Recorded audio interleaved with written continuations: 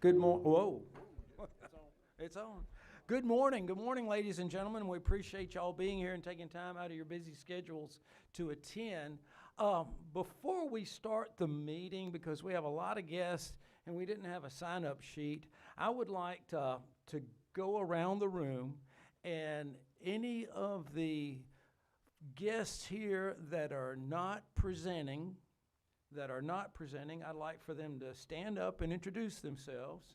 And I'd like for, I guess, our sheriff, Eric Bryant, to go first, if that's okay. Well, we say welcome to everyone and good morning. I'm Eric Bryant, sheriff here in Sumter County. I'm just glad to host everybody. And hope anything we can do to make your stay any comfortable, please sure to let us know. Thank you. Super. Let's continue going around the room.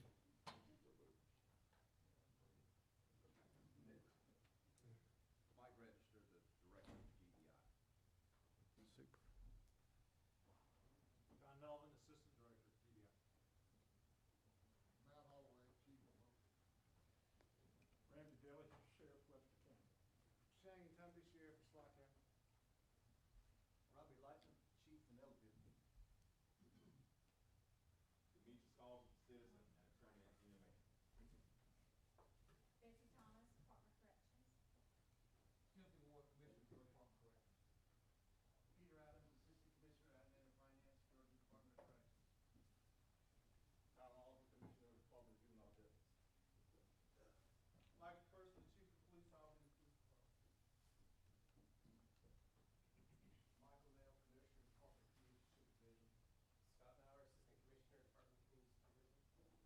Stephen Adams, Georgia DNR Law Enforcement. Colonel Thomas Bernard, Department of Police. Lieutenant Colonel Mike England, Georgia DNR Law Enforcement.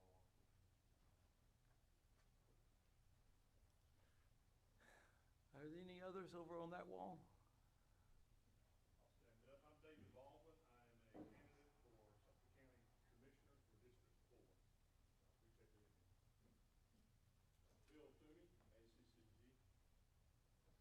Gabriel Carter, ACCG, on the legislative team, so at the Capitol, advocating on some of these issues. Good morning, Stephanie Stallings, Georgia Department of Public Safety. And Terry Howard, Inspector of GBI. Olivia Dugan, the Chief Financial Officer of the Department of Community Supervision. Bert Llewellyn, Department of Community Supervision. Miss Janie, you can stand up. I'm putting you on the spot. Janie Mooney, wife of State Trooper.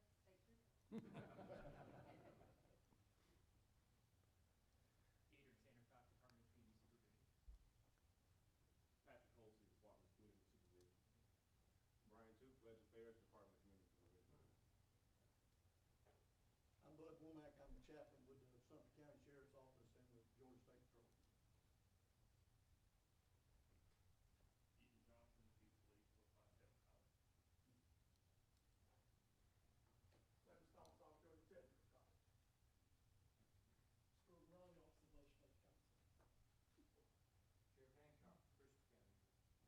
Brandon Pruitt, Deputy Chief, Douglas Police Department. Chuck Snyder, chief of police in Norman Park, Georgia. Jody Jordan, Norman Park, Georgia.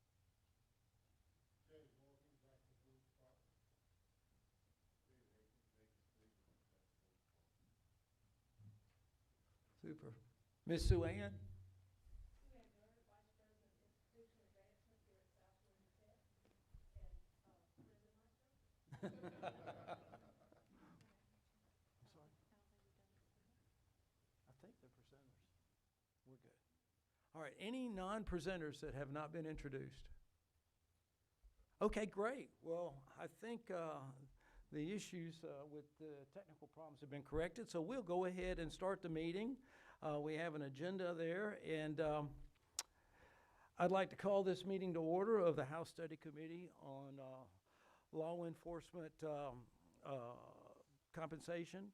And with that, I want to welcome everyone here. I appreciate them coming. And I'd like to start off our program with a prayer. And Pastor Bud, would you be kind enough to begin us with prayer? Before I pray, let me say this. There are so many more people in our community that support law enforcement and those that don't. doing today and the other committee meetings you'll have and other people will have is vitally important. So on behalf of the citizens, I just want to say thank you for what you're doing, and thank you for what you do on a daily basis. You're very important, and we appreciate it. Let's pray. Father, thank you so much for every one of those that are represented here today, every department, every part of leadership. You're so vitally important to the common, everyday upholding of the law. Lord, we're thankful for their determination. We're thankful for their insight. We're thankful for their input. We just ask you, God, today to give them wisdom, to direct their way of thinking. God, that they'll be able to make decisions that will enhance law enforcement on every level and from every angle. I pray, God, that you would bless them today with safety as they travel back home, or wherever they may be going. We ask you it all in the name of Jesus Christ. Amen. Amen. And before we do the pledge, I would like to have a moment of silence for two of our fallen deputies up in Cobb County, Deputy Marshal Samuel Irwin and Deputy Jonathan Randall Kalinsky. So if y'all would, bow your heads for a moment of silence in memory of them.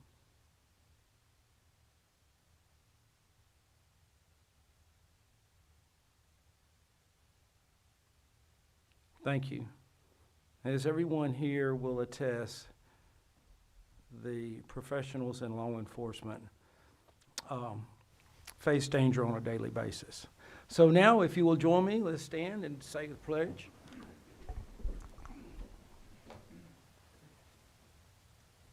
I pledge allegiance to the flag of the United States of America and to the republic for which it stands, one nation, under God, indivisible, with liberty and justice for all.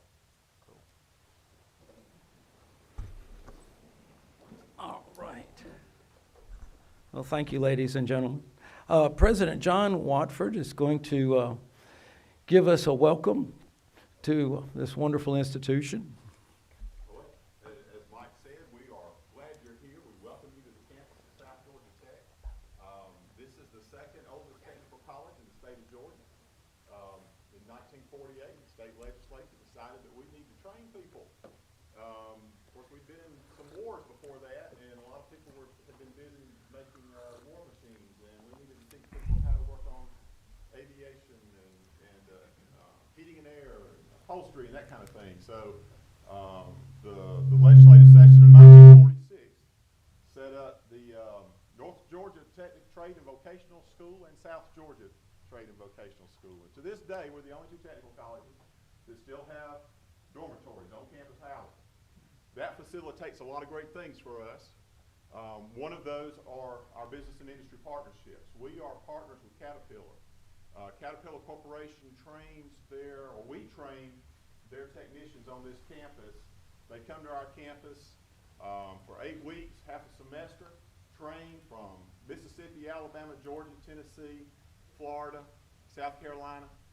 And after that 8 weeks, they go back to their dealer sites, work, while another group comes and replaces them, and they swap in and out like that for 2 years until they have a 2-year degree in either heavy equipment or electrical power generation. Everything I said about CAT applies to John Deere. We have the same partnership with John Deere, serving the southeastern United States, and those dormitories facilitate that. So we feel like we're special, and not just because of our age as a college, but because of those partnerships. And to close out my welcome, I want to kind of frame things for you. We have 3 flagship short-term programs on our campus that we're very proud of. And one of those is our Law Enforcement Academy. We believe in our law enforcement. We know that you guys are the only thing that stands between us and chaos, to protect us and to enforce the law. Chief Brett Murray is going to give you a presentation in a little bit, and he's going to fill in some gaps. But the other 2, and you'll understand why I'm saying this in just a minute. The other 2, one is line worker program. The line worker program is an 8-week program. Students come out, just like it sounds, they train to be a line worker. What we used to call electrical linemen, but we call them line workers now. Starting salary for a line worker is $41,440 in Georgia Power, starting salary. That's 8 weeks of training. average salary for a line worker with Georgia Power here in Georgia, $85,814. Kind of put those numbers in your mind for 8 weeks of training. One of our other flagship programs, short term, is commercial truck driver. Starting salary for a commercial truck driver, $40,000.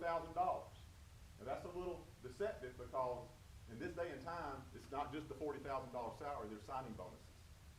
You can get up to $5,000 signing bonus if you sign on with a trucking company. The $40,000 starting salary for a truck driver, average salary in Georgia for a commercial truck driver working for a company is $54,390. Many of our truck drivers become owner-operators, which means they own their own tractor and they pick up the trailer to move around. Those guys make as much as $110,000 and $150,000 a year. So I don't say that to tick these men and women off. I think they understand why I'm saying that. Because our law enforcement academy program is an 11-week program, and those starting salaries are a little bit different. And Chief Murray's going to talk about that. We're glad to have you on our campus. There are facilities. If you go out into the rotunda, turn to the right. Men's room is on the right. Ladies' room is a little bit further down. On the other side of the rotunda, another set of restrooms. If you need to take a phone call or something or need some privacy, you're welcome to go out into the hall. There's an atrium at the end of the hall, and my conference room is open if you need to go in there for some privacy. So again, welcome to South Georgia Tech. We're glad you're here, and we hope you have a productive day. Thank you. Thank you, John. And for the rest, we can use the podium in addressing that one. That one. We can use that podium over there. Now I'd like to introduce Lee Kinnaman, Mayor of Americus, Georgia. Good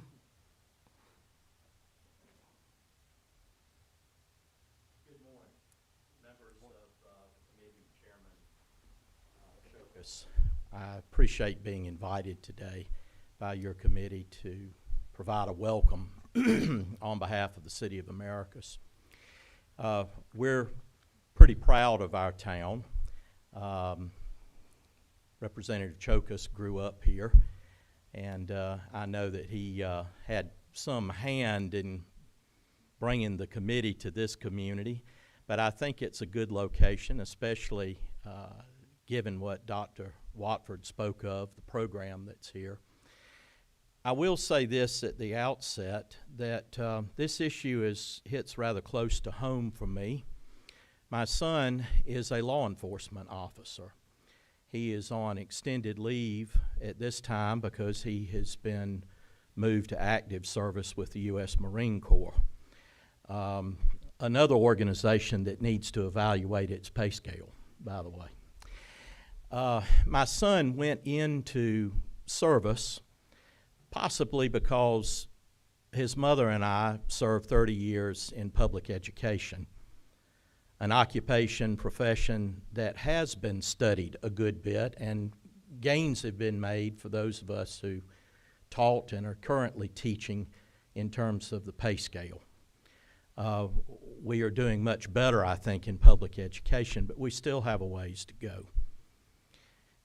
I want to welcome you, of course, and want to talk about how wonderful Americus is, and we are a wonderful town. The Windsor Hotel sits atop a hill in downtown Americus, and we're right proud of it, of course.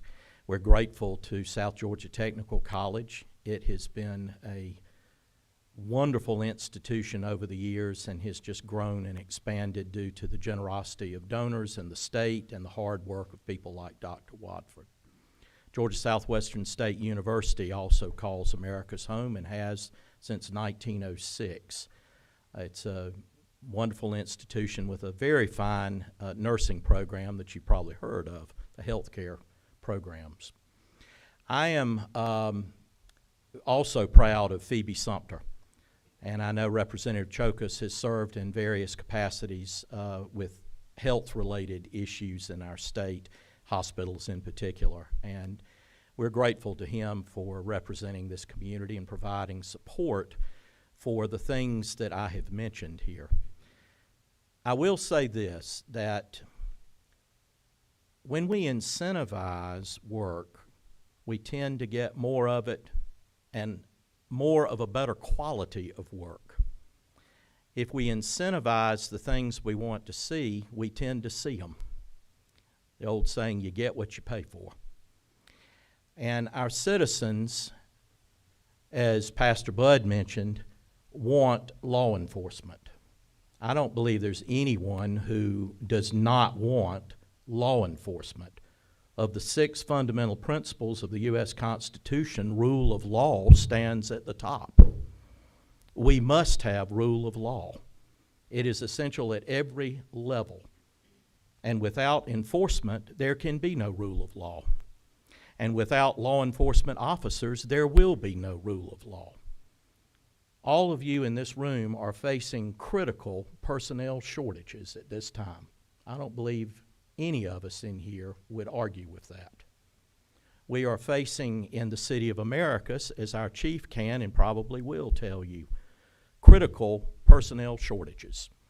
He is struggling to recruit and to retain good law enforcement officers.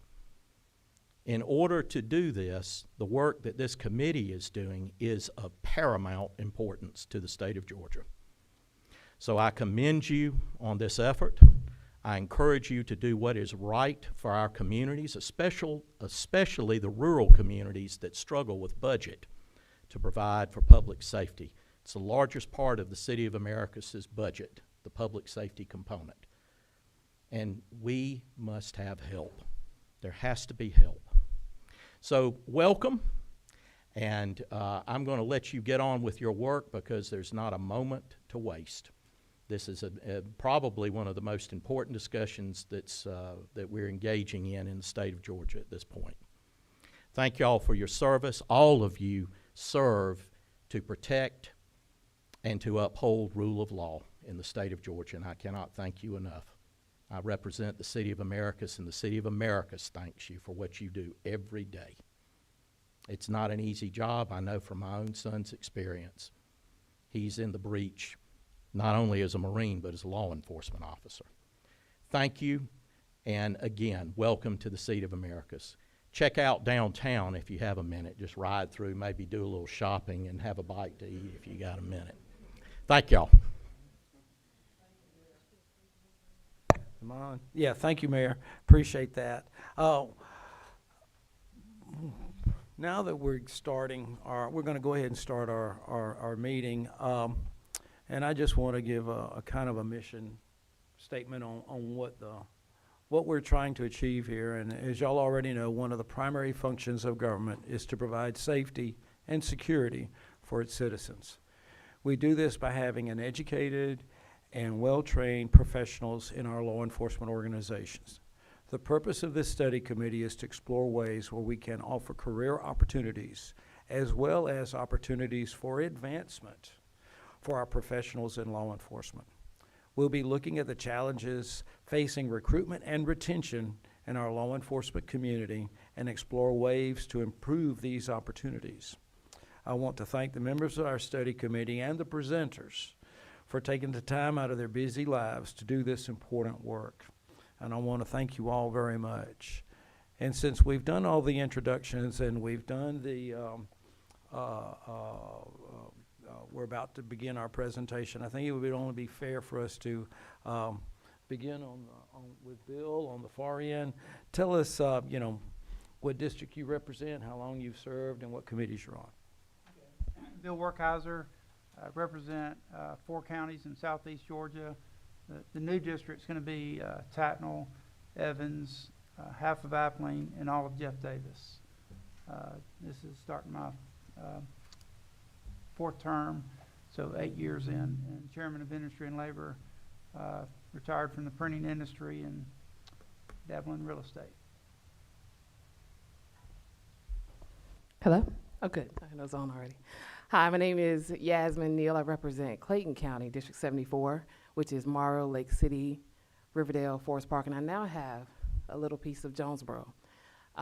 This will be my 3rd term. I'm running unopposed, thank God. And in my prior life, I was a police officer. I was a detective, worked major felony unit, rape, robbery, the fun stuff. They always threw me into undercover prostitute. And those are the good days. I work with a lot of the alphabet boys, and I also work with Mr. Register of the GBI. Congratulations. He used to be my deputy chief. So, so glad to be here, excited to hear your feedback, and excited to actually come up with a solution. Good morning. My name is Victor Anderson. I represent District 10. This is the second year of my first term, and as Yasmin said, I'm running unopposed, so I'm about to start another 2 years. I represent District 10, as I say, which is currently most of Habersham and most of White counties, where the other oldest technical college is. My new district will be more of Habersham and all of Rabun County, so a lot more hills up where I'm from than we see down here. I currently serve on governmental affairs, energy, utility, and telecommunications, and the state planning and community affairs committees. Before serving in the House, I was chairman of the county commission in Habersham County, so I'm very familiar with especially what a local law enforcement budgets look like and the pressures on that, and trying to keep people and recruit from other areas. So I appreciate you all being here, and proud to be a part of this group. Well, I'm Mike Chokus, and in my capacity in Atlanta, I'm Vision, Education, Health and Human Services, and Special Rules. I represent District 151, which is recently increased. It currently is 8 counties. I've got Sumter, Sly, Marion, Chattahoochee, and hopefully I'll have next election cycle, Stewart, Webster, Terrell, and 2 precincts in Dougherty County. And I'm honored to be chairing this committee, and thank you all for being here. Clint? Good morning. I'm Clint Crowe. I'm from Jackson, Georgia. Proud to see my chief and major here. I represent the 110th district currently, which is Henry, Butts, and Newton County. The new district will be 118, which will be a small piece of Henry, all of Butts, most of Jasper, and part of Putnam. Like Yasmin, I also was in law enforcement in a prior life. Most of my time with the Henry County Police Department, serving as a detective and patrolman there. So currently in the real estate business, and I serve on the House Public Safety and Homeland Security Committee, the Banks and Banking Committee, and the State Planning and Community Affairs Committee. And I'm happy to be here, and thank you all for being here. And last, before we begin our presenters, we have Courtney George here from the House Budget and Research Office, and she's been extremely valuable in putting all this together, and thank you for making the time out of your schedule to come down. So first on the agenda, I think Brett Murray, you're up. Thank you, Representative Chokus. Mr. Mike, grew up here knowing Mr. Chokus, and it's an honor to be asked to speak today, because I want to make this clear. I didn't do a pay study. Many of you did. I was asked to make some remarks. I'm going to talk about a few things here about South Georgia Technical College. I came here, actually I was trying to do the math this morning, and I think it was 14 years ago, this couple of days, I turned my notice in to accept the job as the first director of the police academy here. And that was a big switch for me. The sheriff and I were talking about it before the meeting. Had I stayed in America, where I started, I would have retired last year. Or could have retired, let's say. I took a new move. When I came here, I learned something that Dr. Watford started off with. Technical colleges have a lot more to offer than people give them credit for.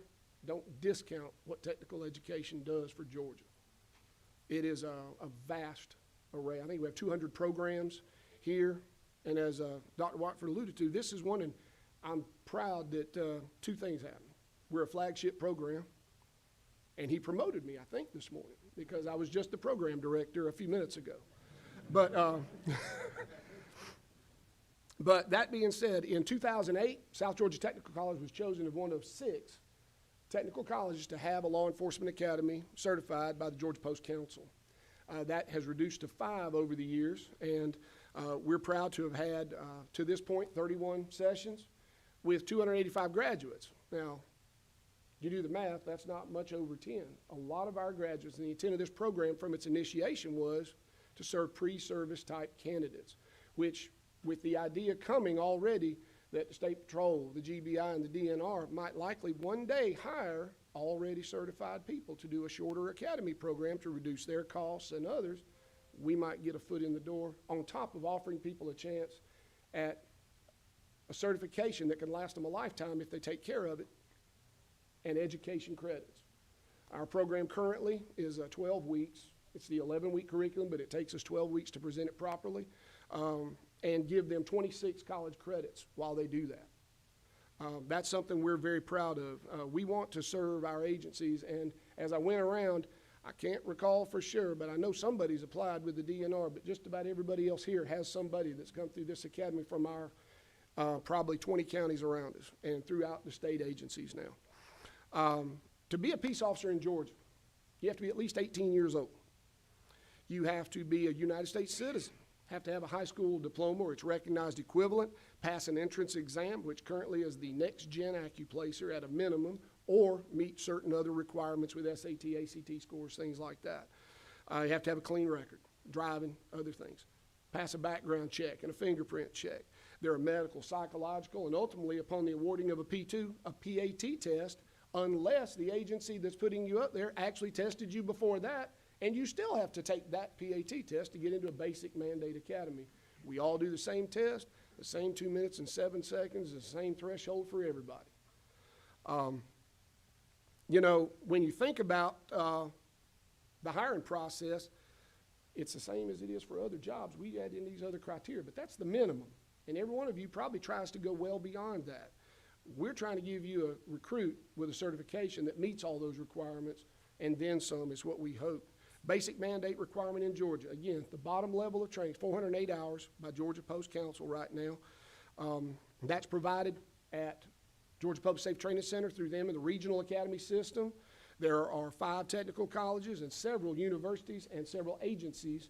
I don't know there are any agencies here today that have their own academy, but Gwinnett, DeKalb, many of these bigger communities have their own police academies. We all have to meet a minimum of the same standard. And that's a key point, because when we get out of the academy, you'd like to think of a career development. Dr. Watford alluded to a couple of programs that are 8-week programs. Just to give you the quick numbers, folks, I did a quick phone and email study of the area we serve right here close. $12.75 an hour was the starting pay at one agency to be a police officer in 2022. That pay does go up pretty quickly with probation and other things, but only to about $15 an hour. The highest pay, again, these are basically counties that touch us or close, $20.60 an hour, which is right around that $40,000 number that Dr. Watford was alluding to, but that's a base. The problem we see today versus when I and many of you in this room started our careers in law enforcement is compression has occurred over time, and incentives have slowly changed. What were at one time percentage increases that lasted you a career are now honored with $500 and $1,000 one-time bonuses, which are nice this week, but they don't help me next year. That 5% raise this year in 10 years is an 8% raise or more in actuality. The average of the agencies I hit was right around $17 an hour. That's $35,300. Now I understand it's rural, we're small, we can't do that. I'm going to make a bold statement. We have to do better. The students we put out, they come in knowing these things. And it's a challenge because we've got state legislators here. You have control over many of the uniforms that are sitting in this room and what they make. You can make change. You can't flip a switch, stroke of a pen, and change the pay in Jackson, Georgia. America's, Albany. You know, this is one of those things that we're challenged with. I may be going a little beyond where I started. Some of the other challenges we face is recruiting candidates. Talked with a couple of people this morning. I was remembering back to my younger days when I'd applied for a couple of jobs, and I found out that there were 20 applicants for every job. I applied, didn't work, by the way, the FBI in 1995, and was told by the SAC, or the RAC in Columbus, that there were somewhere over 25,000 applicants for like 50 positions. And they still have high numbers. That's the FBI. We need applicants in Lumpkin, Georgia. We need applicants in Webster County, Georgia. When we're trying to retain these officers, I think everybody in this room, probably if they look closely at their stuff, and many of you have, are losing the 5 to 15-year officer fast. Those are the ones that are the bread and butter. They're the experienced officers who protect our communities, and they're the next line of supervisors and managers in your agencies. It's going to be important for us to retain them. That is vital. Some of the things that have changed with that, well, they're moving up. They're moving on to bigger agencies. You know, I used to look at that as a guy in a local agency when somebody said, I want to be a trooper one day. Come on, man. Now I realize the GSP, the GBI, the DNR, that's a track in state law enforcement that has worked up to federal positions. They're losing people to federal agencies regularly. But the big change I saw in the last 2 years, happened during COVID a little bit. I don't know exactly why it was, but at least a half a dozen people that I know left law enforcement to start selling insurance. It was odd that was that. Not as insurance investigators, but to sell insurance. I thought that was different. They were all 5 to 20-year officers. Those are people that are going to be leading our organizations one day. They were going to be leading our organizations one day, and now they're going to do something somewhere else. I had a manager, a captain, when I was a young officer, Moses Bridges. If you came in with a complaint about your equipment or your schedule, Vince will remember this statement: the bean plant's hiring. Well, folks, there are places in South Georgia where the bean plant pays more than a police officer.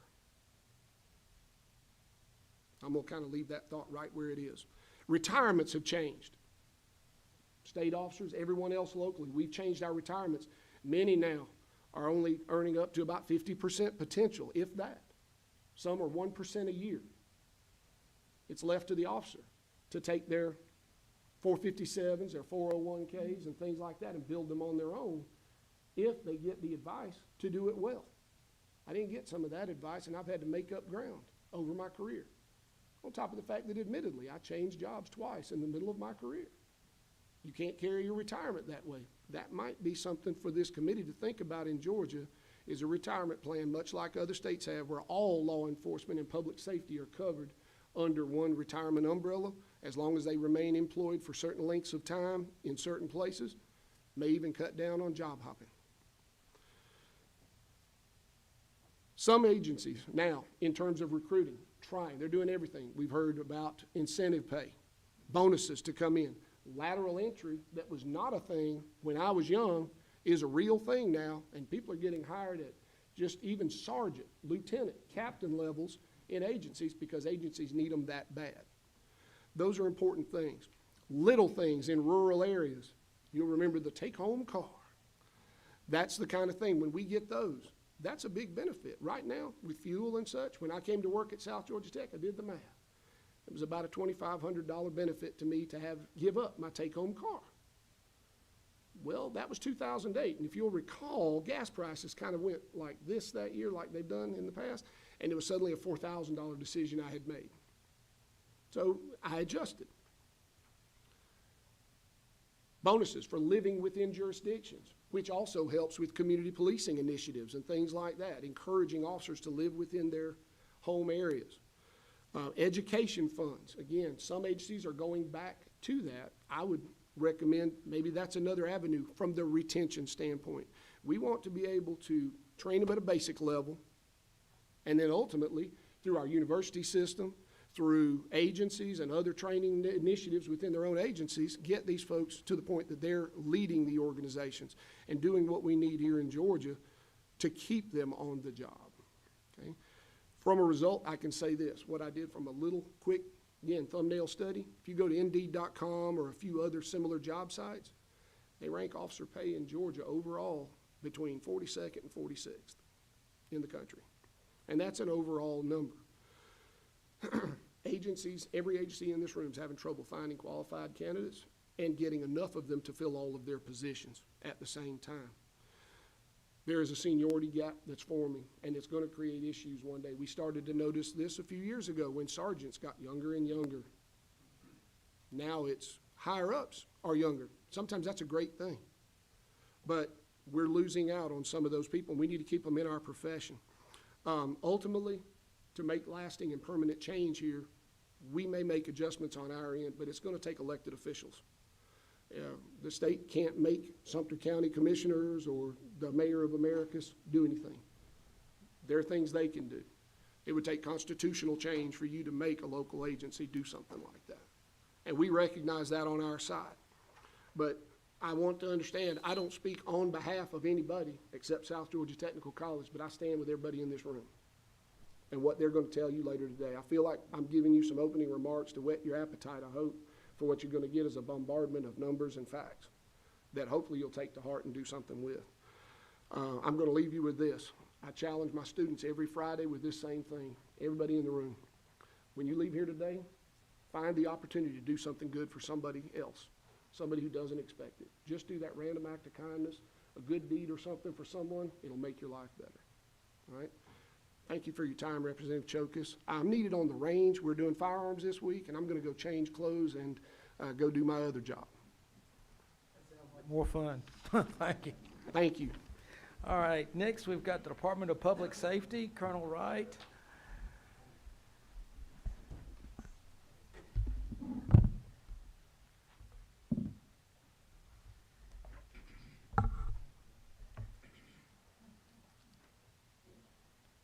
Good morning, Chairman Chokas, members of the committee. It's an honor for us to be here and have the opportunity to speak on behalf of the Department of Public Safety. My name is Colonel Chris Wright. I'm the Commissioner at the Department of Public Safety. I'm joined this morning by Deputy Commissioner Lieutenant Colonel Billy Hitchens, our Chief of Staff Major Lamb, and Lieutenant Vince Mooney, who is our Legislative Liaison. We'd like to thank Speaker Ralston and the members of the committee for taking the time to hear from us today. Currently, as you've already heard, our biggest challenge in law enforcement is finding people to join our profession and make a career of it. The national media has called the staffing shortage a crisis that requires immediate attention.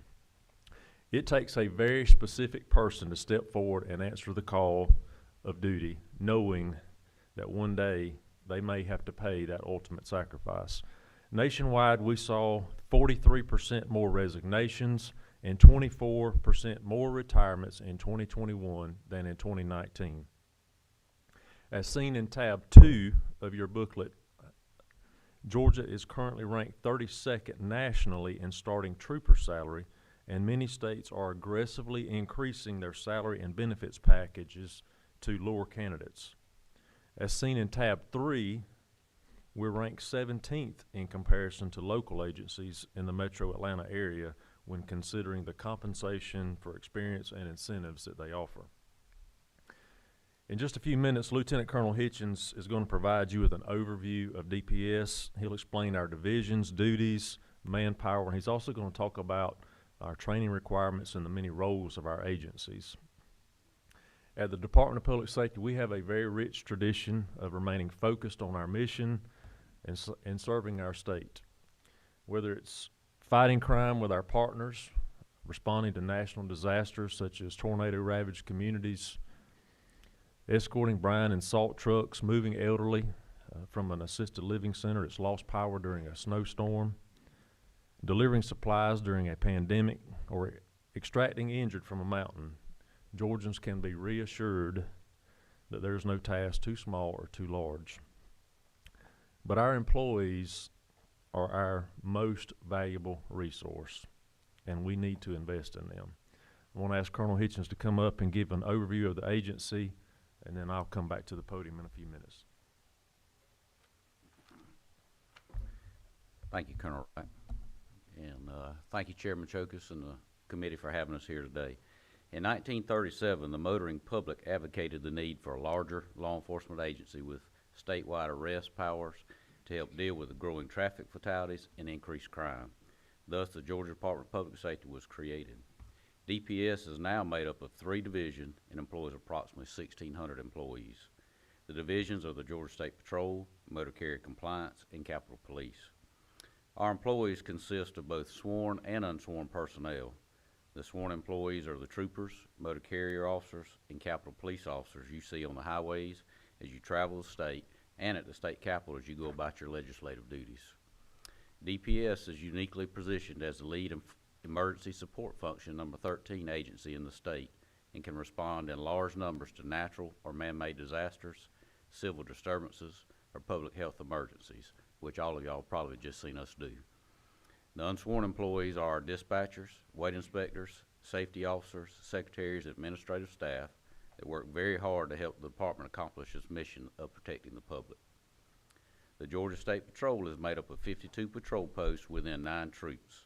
The mission of the State Patrol is to patrol the roadways and highways to enforce traffic and criminal laws, investigate traffic crashes, and provide assistance to motorists. We also assist other law enforcement agencies in ensuring the safety of the general population. The Motor Carrier Compliance Division performs driver and vehicle inspections of commercial motor vehicles on roadside shoulders, inspection stations, and carrier terminals. The inspections range from full vehicle and driver inspections, which includes mechanical components, to driver-only inspections.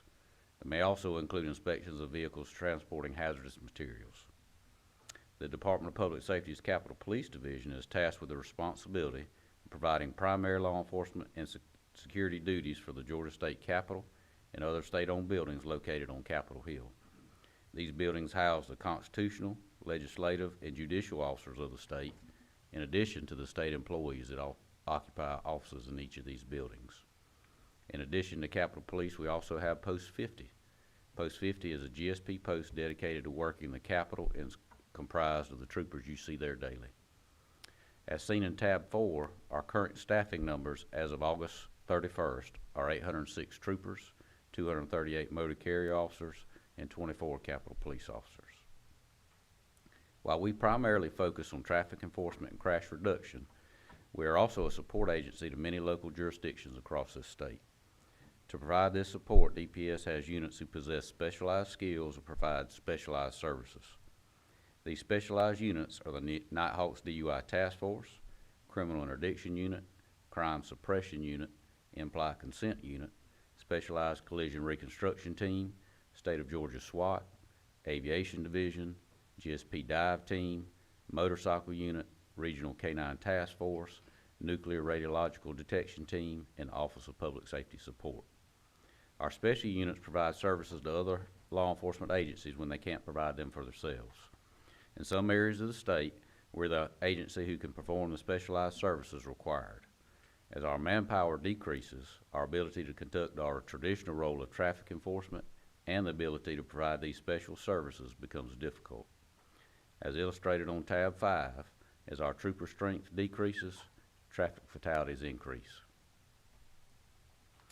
Please refer to tab 6 of your booklet for statistical data on each of the divisions and specialty units of the department that include crime suppression data.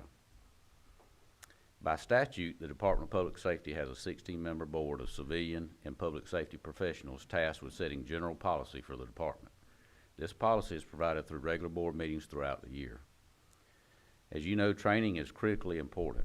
Where basic mandate training is 408 hours, troopers attend an academy which totals over 1,500 hours, and motor carrier officers attend an academy totaling over 1,200 hours.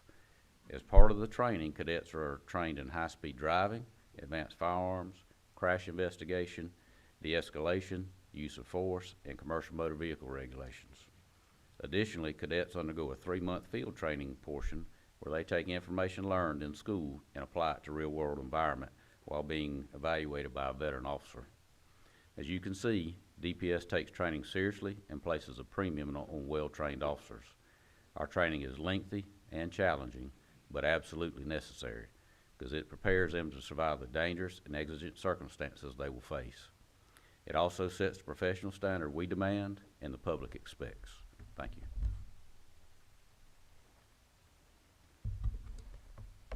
Good morning. My name is Major Josh Lamb, and now that Lieutenant Colonel Hitchens has provided an overview of the department, I'd like to discuss the recruiting and retention issues that we're experiencing today. Recruiting has been difficult for the past several years. However, events over the past 2.5 years have exacerbated the problem. The COVID pandemic started in March 2020, and while most were working from home, our officers and troopers were coordinating and delivering PPE around the state. We saw a reduced number of vehicles on the road, but traffic deaths increased as motorists increased their speeds.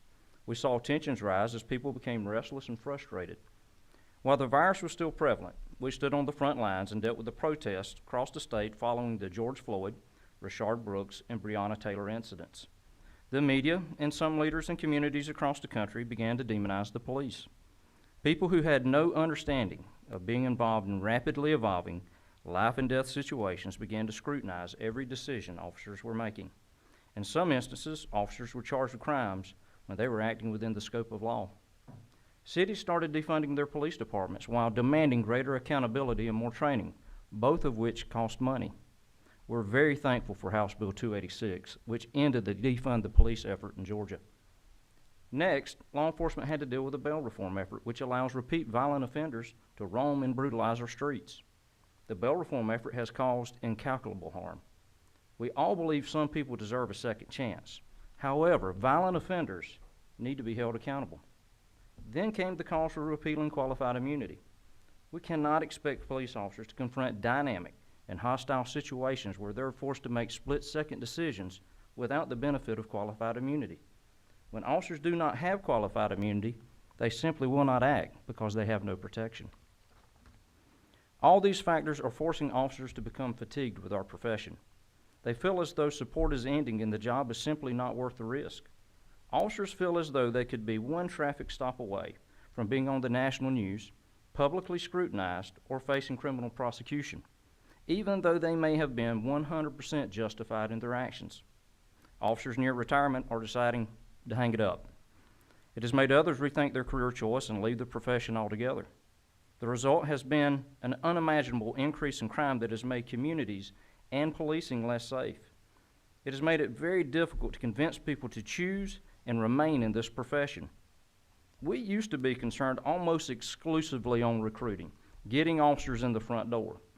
Now we're having an equally hard time keeping our current officers from walking out the back door. Our current officers are our best recruiters, so when we lose them, we lose the next generation of officers as well. The current environment has created a competitive bidding war within the law enforcement community. Agencies are now competing over an ever-decreasing pool of candidates.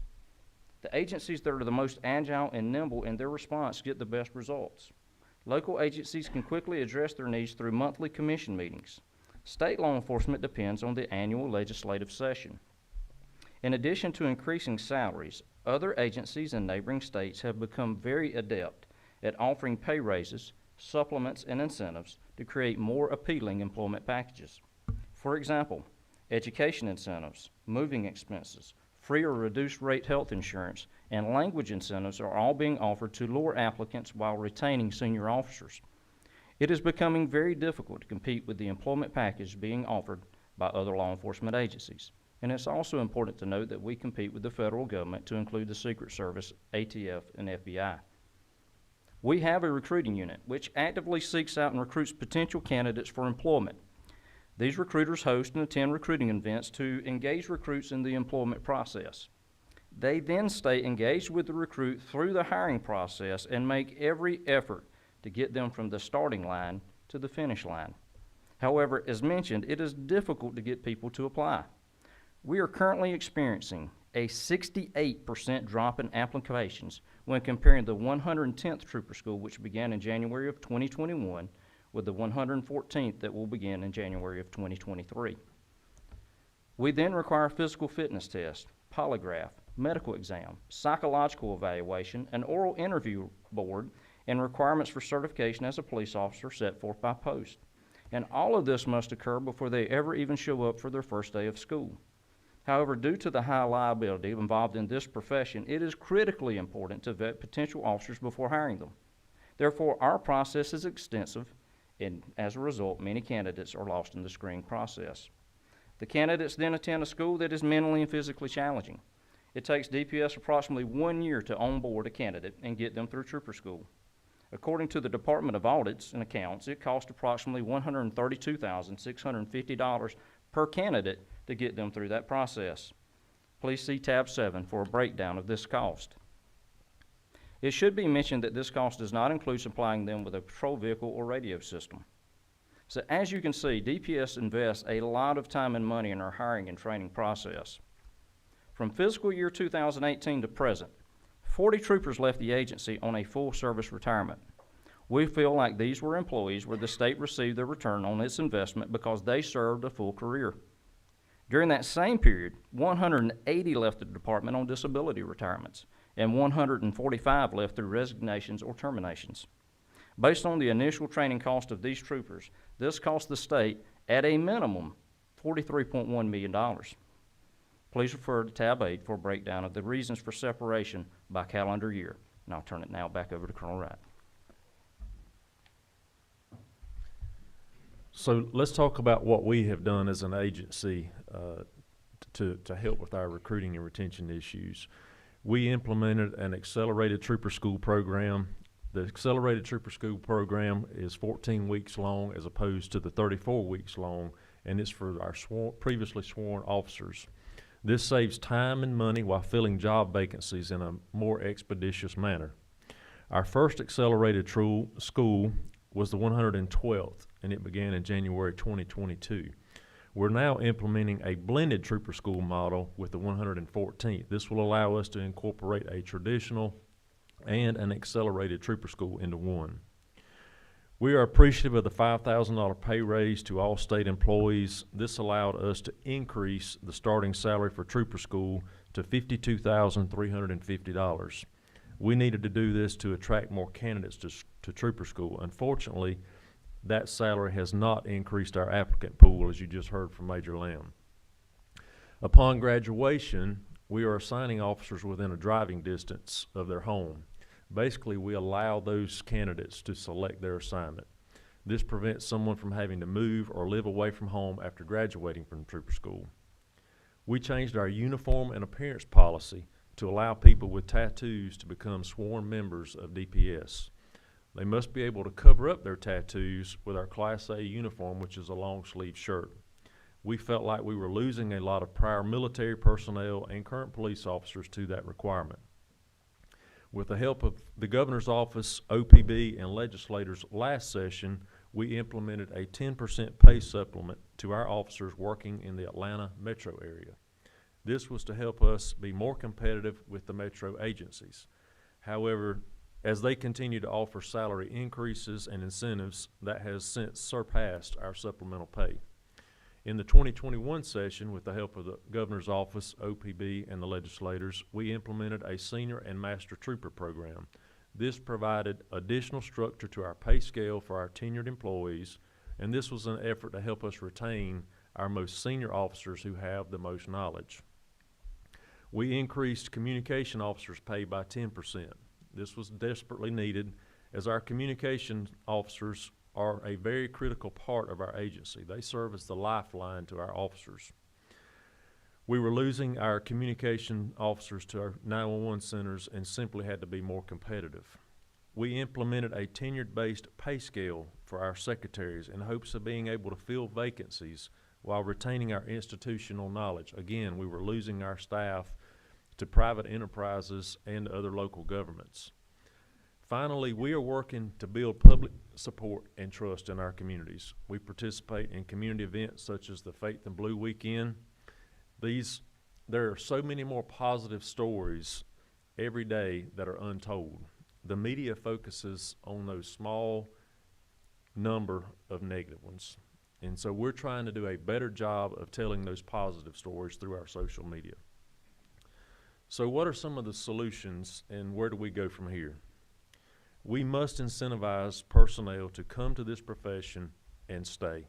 We need a new generation of people interested in the law enforcement profession. So how do we do that? We must increase pay. The traditional salaries associated with law enforcement, they are no longer effective. The days of paying law enforcement those traditional salaries are over. I have said it many times, and I think we all have come to that conclusion. As the rhetoric and animosity towards police increases, so does the salary that must be paid to someone to come into and stay in this profession. If we expect someone to come into this job and face the fear of having their lives destroyed or being killed in the line of duty, they're going to have to be paid a sum that justifies that risk. At the end of the day, it comes down to a simple risk analysis. Is it worth this to do that? And if the answer is no, they will choose to do something else. Our current 401k retirement plan does not encourage people to stay with DPS. The retirement is portable and the employees treat it as such.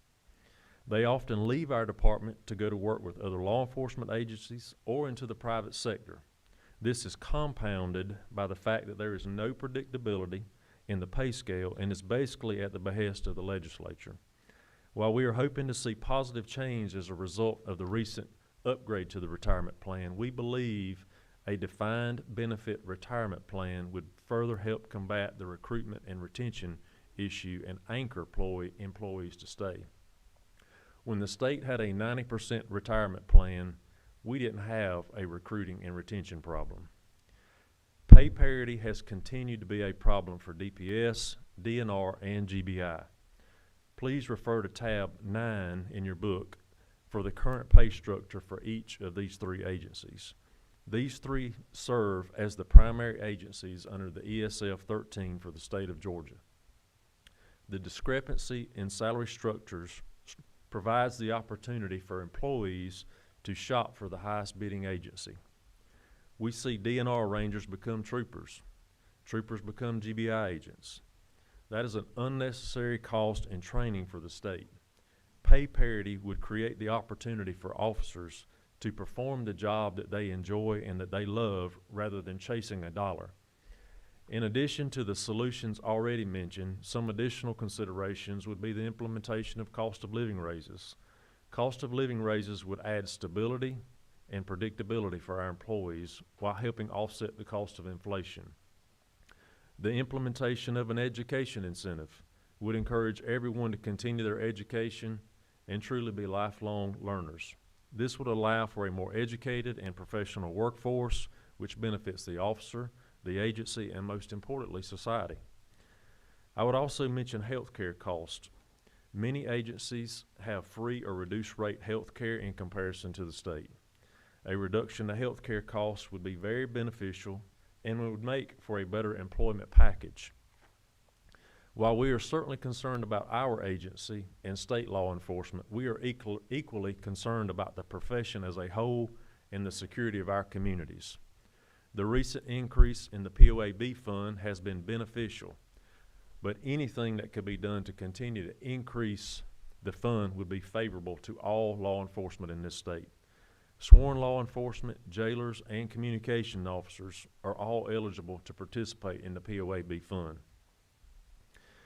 In summary, recruitment and retention are ongoing problems for DPS. Each person we lose prior to full retirement is a negative return on the state's investment. Changing our 401k to a defined benefit plan would be a very critical step in the right direction. Increasing pay is critical to keep people interested in coming to this profession and remaining there. This is important because law enforcement and the United States Armed Forces are the two most important professions in this nation. Ask yourself this question: what would happen if there were no police officers? Well, history has already told us this. In 1919, the city of Boston was plunged into civil chaos when they didn't have adequate police force. In 1969, due to a lack of police officers in Montreal, anarchy took place. 8 banks were robbed, 100 shops were looted, there were sniper attacks and rioting resulting in over $3 million in property damage. In 1974, the city of Baltimore experienced similar results due to a lack of police presence. Remember, when law enforcement stops, civilized society stops, and other professions become of limited significance. If we're going to remain the #1 state in this nation to do business, we have to be the safest state to do business. And with that, Mr. Chairman, we'll take any questions that you may have. Thank you.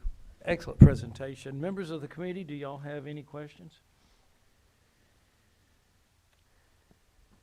Yes, sir. And this may be better answered by one of the introductory people from the facility here.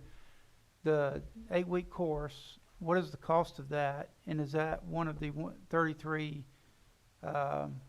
degrees that the state pays for if that's your first degree? Anybody know that? That would definitely have to be a question, that would have to be asked by, well, I think. Law Enforcement Academy is covered, after the last legislative session, it is covered 100% by the post-career grant. So Okay. an individual who is qualified for the post-career grant, can come and not pay any tuition. They do have some fees, but they don't have any tuition that they have to pay, so it's 100% covered.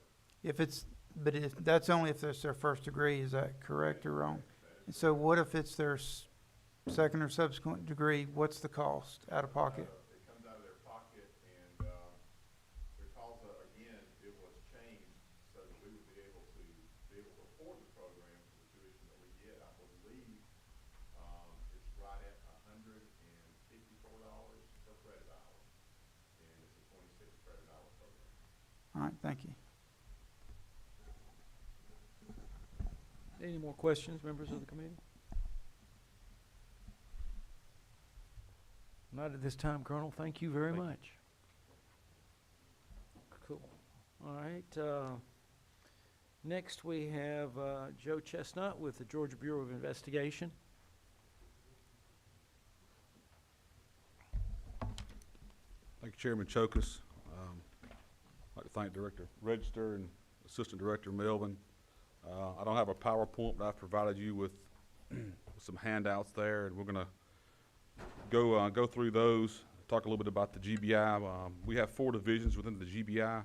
The investigative division, which is where I work, and that's what we'll be talking about. We have GCIC and the crime lab and our legal division. A little bit about myself. I'm Joe Chestnut. I'm the special agent in charge of the Region 3 field office here in Americus, Georgia. We cover 9 counties in southwest Georgia. We are an assisting agency for our local sheriffs. Some of them are here, and some of our police chiefs that are here. We primarily work violent crimes for these counties, and crimes against children, things of that nature, public corruption. We have drug offices that also cover this area. Throughout the state, there are 15 field offices. There are 4 drug offices, and then we have some specialized work units, our bomb squad and our crimes against children task force, along with our heat unit. So I'm just going to go over some key points that, if you'll look on page 2, Georgia's consecutively been in the top 10 of America's top states for business since 2007. With the GBI, we require a 4-year degree as a minimum to apply, and that's the highest standard in the state of Georgia. All GBI supervisors currently possess a master's degree or are in the process of obtaining them. We have 81 sworn agents that are not supervisors that have master's degrees, and 1 with a PhD. Currently, it costs us around $75,000 to train an agent. However, that does not include any pre-employment cost, recruitment, things of that nature. We did not include that in that number. That's the actual salary of the agent, which is reflected on, I believe that's page 6. That's the salary of the agent, the lodging at the training center, along with equipment and supplies. As Colonel Wright said, that does not include the cost of vehicle or radio. That's the basic cost. So it's probably significantly higher than the $74,000 when you include the number of agents and other law enforcement officers that come in and assist us during that academy.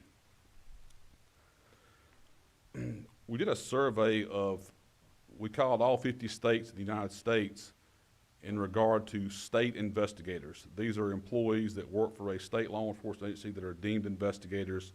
Out of the 50 states, we got 33 responses regarding the starting salary. The average starting salary was $68,177.66. The GBI ranked 28th out of 33 states surveyed. So we were in the bottom third.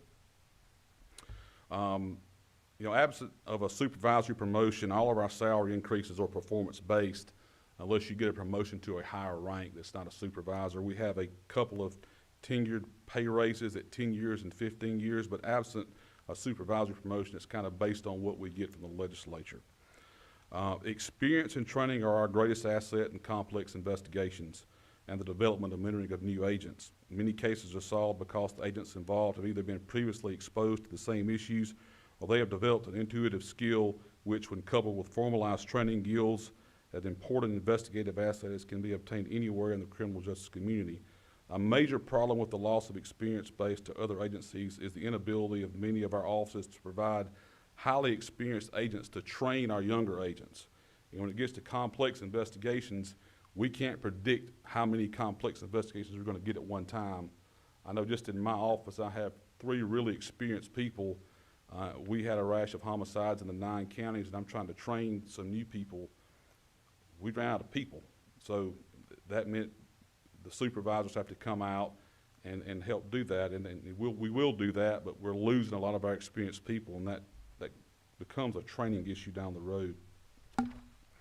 On page 3, it's just a quick survey or study about education and use of force, and it's really education, training, and pre-employment screening, how it's vitally important to conduct those pre-employment background investigations, how it reduces our liability, and the studies have shown that a highly educated and trained employee, you have less use of force investigations and complaints. And that's just a survey study that we found through our research. On page 4, it's a housing market and salary survey that we conducted.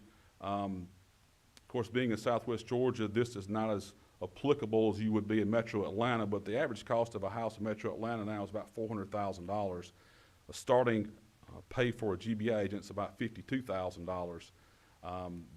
The housing market is really difficult, and compared to some of the other states that we took surveys from, their starting salaries are higher than ours, and the cost of housing is much lower. So they're recruiting in Georgia just like we're trying to recruit, and that's a difficult hill to climb, particularly with interest rates going up and inflationary prices. On page 5, you're looking at the education. The median income for a bachelor's degree is about $67,860. Page 6, we talked about the training cost. As I stated, that does not include the application and screening process and does not include the instructor's associated cost. Currently, how we're doing our academy now, we have some agents that are not certified that are going through the basic mandate school, which is about 11 to 12 weeks. Matter of fact, I'm getting one of the new agents. He graduates tomorrow in Forsyth with the basic mandate, and he gets 1 day off because we're starting an agent school on Sunday. So he did 12 weeks in basic mandate, and then he's going to do another 12 weeks.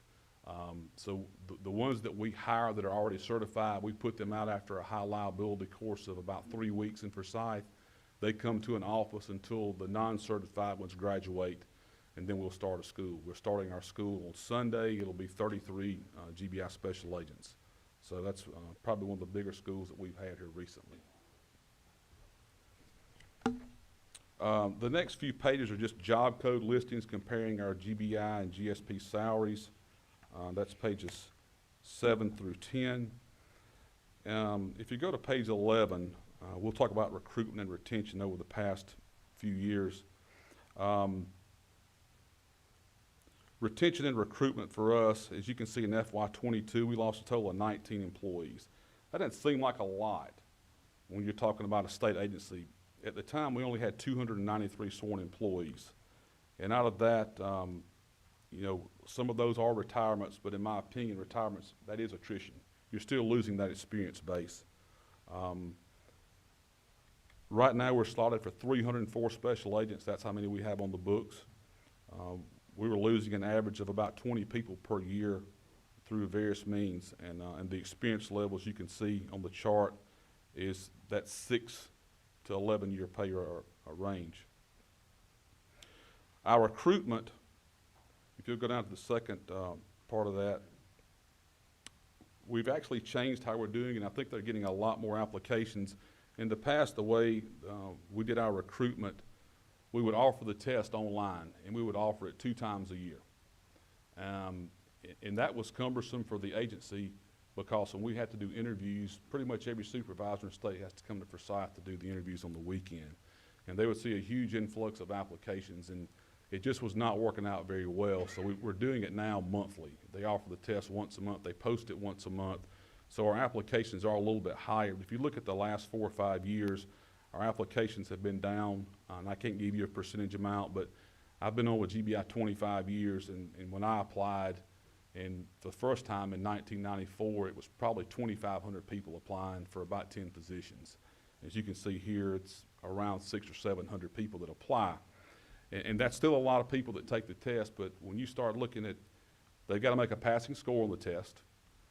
Then they come for an interview. They have to pass the interview weekend. Then we start the polygraph examination. Then we do the background investigation. And then they have a command staff interview. That's 600 and 700 people that have applied. We're getting down to a pool of around 30 or 40 maybe. And that's unless they pull out of the process. And a lot of them do. A lot of them don't want to wait on the process because it is a lengthy process where they can go to work somewhere else and get another job pretty quick. Page 12 is it's a salary comparison between GBI and GSP. It's probably very similar to what Colonel Wright provided you, just kind of see where everybody stands on the pay scale. Page 13 is local law enforcement salaries adjusted for education. So in the left column where it says starting salary is not chronological, I made it adjusted for education because we do require a 4-year degree with GBI, so that kind of shows you where we are relative to other Metro Atlanta agencies, salary-wise. Out of the 56 people, or 56 agencies that we polled, we're 24th. It's salary. Sandy Springs PD was at the top, adjusted for education at $117,000. So the training requirement for us, it is pretty lengthy, as I said, but in addition to that, when we start talking about investing state money, when they come out, we've invested a ton of money in them. And I'll just give you a recent example of a really good employee that we hired. He came to my office. He was on 11 years. So it was 11 years the state had paid to train this individual. He was an EOD technician, so he went to bomb school for 6 weeks. Just a lot of money training put into this particular agent. This is just one example. And he came to work one day and he got offered a job at a construction company as a project manager. He said, I can take my retirement with me now with the state since we have the 457 option. And he left, 11 years on the job. And he just left to go be a project manager. Still liked what he was doing, but his salary was significantly more, and there was not that incentive to stick around the way most of us had that incentive to stick around. And that's a challenge. And I have a lot of young employees that we talk about that a lot, and they look at those things where, you know, the recruitment that you saw, the presentation the patrol put up, Metro Atlanta is recruiting a lot of people from the State Patrol, DNR, and GBI. And, you know, as the Colonel said, the solution is we've got to look at what we're doing as state agencies. Same issue we have with our crime scene technicians. They're on call 24/7. We send them off for 12 weeks to go to a National Forensic Academy. We spend all that money, time, and effort, and they come back and a local department sees that they're nationally certified. They come in and, you know, instead of working the 9 counties that they have when they work for me, they've got 1 county. And they've got 4 of them, so they're on call once a month. Currently, we don't offer incentive pay for those employees that are on call 24/7 or other ancillary duties like bomb technicians and things of that nature. So that's all I've got on this presentation. I'll be glad to answer any questions you have in regard to our recruitment efforts and our retention efforts. We'll start on this end. Clint, do you have? Start on this end. Clint, do you have any questions? Just the last part you mentioned, there's no pay differential for any specialty units or anything like that? No, sir, not with GBI, not at this. No, sir.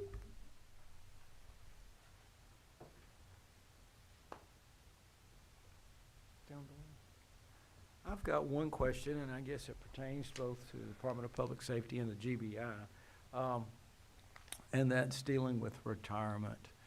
I'm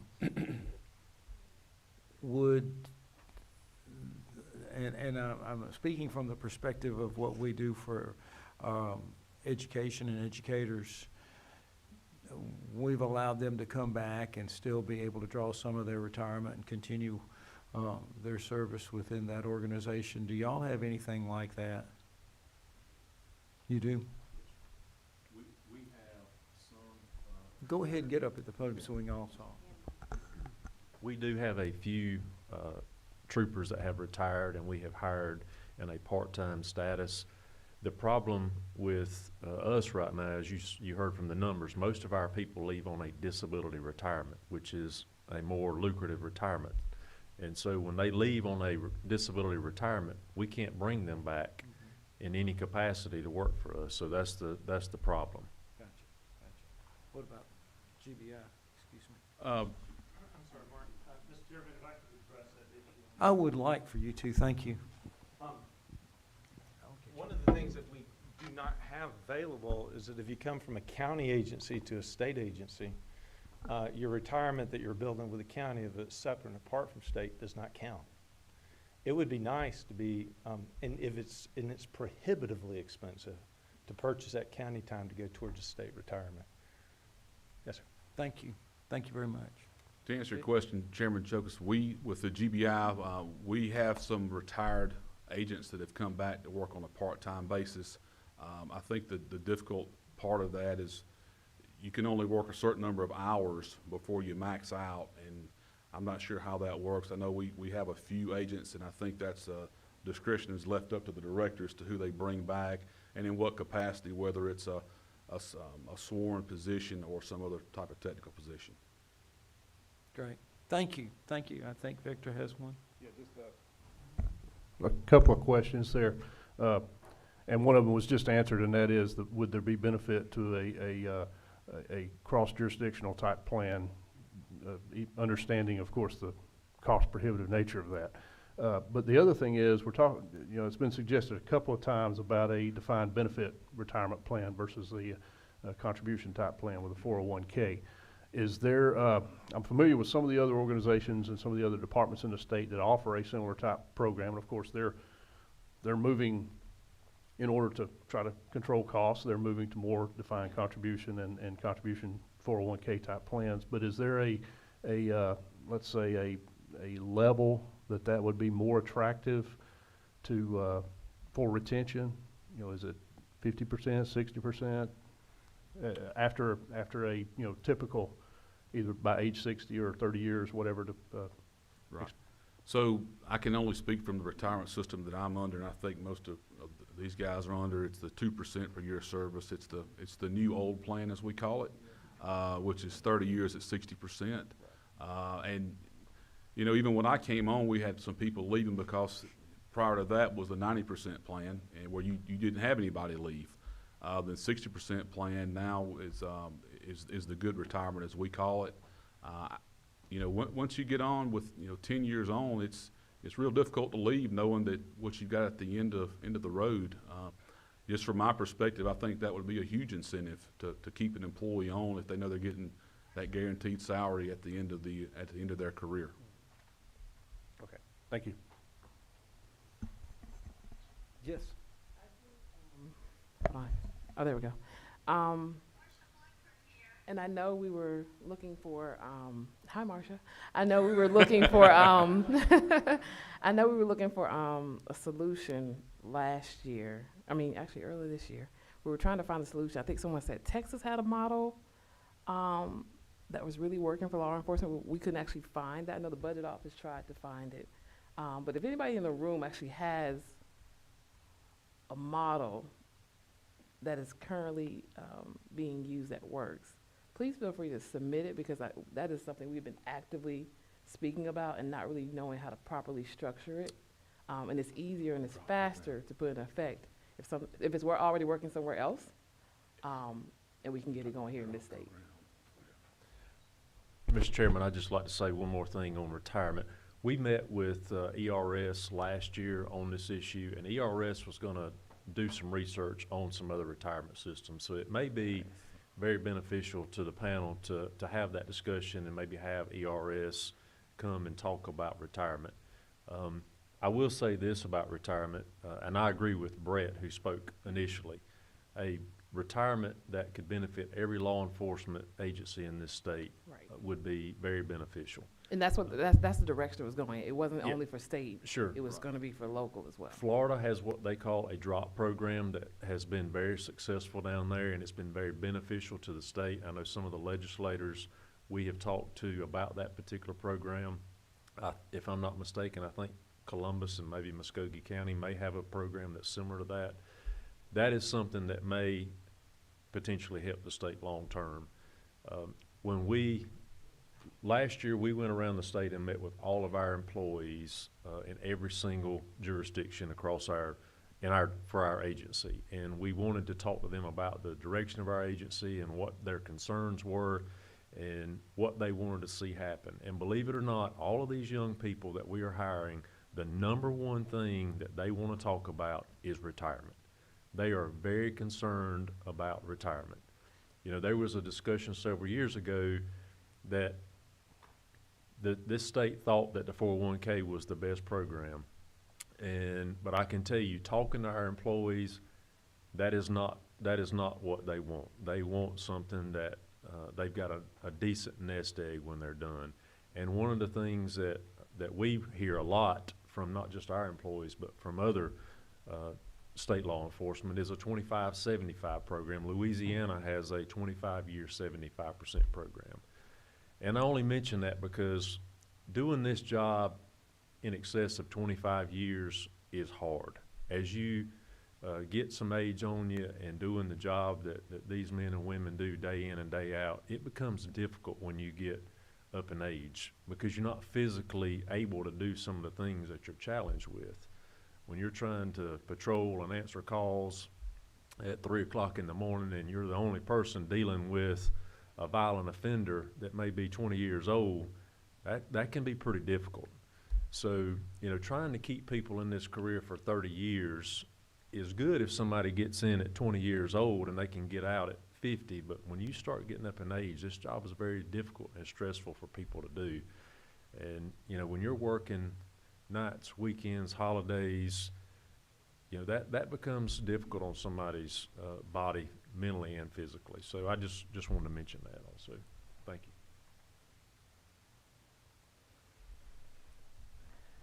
Any more questions? Great. Well, thank you, Joe, for your presentation. I appreciate your service. Thanks, sir. Let's move on to the Department of Community Supervision. Michael. I don't know if there's a clicker or what to run the presentation, but hey, thank you, Connell. Appreciate that. Mr. Chairman and members of the committee, thank you very much for allowing us to be here and part of this important discussion. I want to share with you quite candidly where I'm coming from. I'm not here as an agency representative to compete with the State Patrol or the DNR or GBI. What I am here to do is to share with you that it's called a criminal justice system for a reason. And there's so many facets of it, and everyone plays a key role in this. Oftentimes, our agency, the law enforcement component, is somewhat overlooked. One thing I don't want to happen is for us to be out of the discussion. Representative Workhauser actually went on a ride-along and certainly saw day-to-day what we do, and we would extend that opportunity to anybody else that wants to. But what I want really for the committee to do is have a better understanding of DCS and the law enforcement component. It's challenging because we are a blended role. One minute we're trying to get someone into drug treatment, and the next minute we're putting handcuffs on them and taking them to jail. And that's the challenge with the job, is knowing when to be in what role. And it's a unique challenge. In fact, there's no other agency or entity in the state of Georgia that provides community supervision to adult felony offenders in a probation or parole status. That's just the fact of the matter. Also, we don't determine who comes our way. The courts do, and the parole board does. We don't have a say in the matter. That's all right. We're good. Thank you, sir. Appreciate it. I won't bore you with our mission and our vision and our values, but I will say that every single thing we do, every dollar we invest goes to support that, and it's very clear of what our mission is and our vision, and of course our values drive that. One thing I do want to talk to you briefly about supervision policy and our philosophy. We're working with individuals on a one-on-one basis. It's not about how many times you're seeing someone, it's about what you're doing with them when you see them. So we employ enhanced supervision principles. We prioritize high-risk and high-need offenders. There's many under our supervision that does not need our assistance. That's just the fact of it is. But there's a large number that do. And we do that on front-loading of resources the first 6 months. If they're going to fail, it's going to be within the first 18 months. Relatively speaking, it's going to be within the first 6 months if they're going to do something bad to go back to prison. We, of course, leverage technology in that. I'm a firm believer community supervision is done in the community. It's not done in a brick-and-mortar building. It's not banker's hours, Monday through Friday, 8 to 4:30, where they come to us. The game has changed. I've been in this business 34 years, and it is nowhere close to when I started at all. And we've got to adapt to that. We work with geographic-based caseloads. We have where we talk about one officer, one family, one community. Because, by the way, when we go into that home, it's not just an interaction with us and that offender. It's mama, daddy, brother, sister, cousin, aunt, uncle, pissed off girlfriend. It's everything and everybody. And we're expected to help solve some of those issues, so that makes it challenging. We've moved to capitalize on the officer's time, and a lot of officers are spending time in court. Why? You don't need a badge and a gun to sit in court to hear a revocation. So we turn it over to court specialists. So we've streamlined that process because we want to give our officers more time to do what they should be doing. So here's a little bit of who we're supervising. State of Georgia, 192,000. 192,000 are under our supervision each and every day.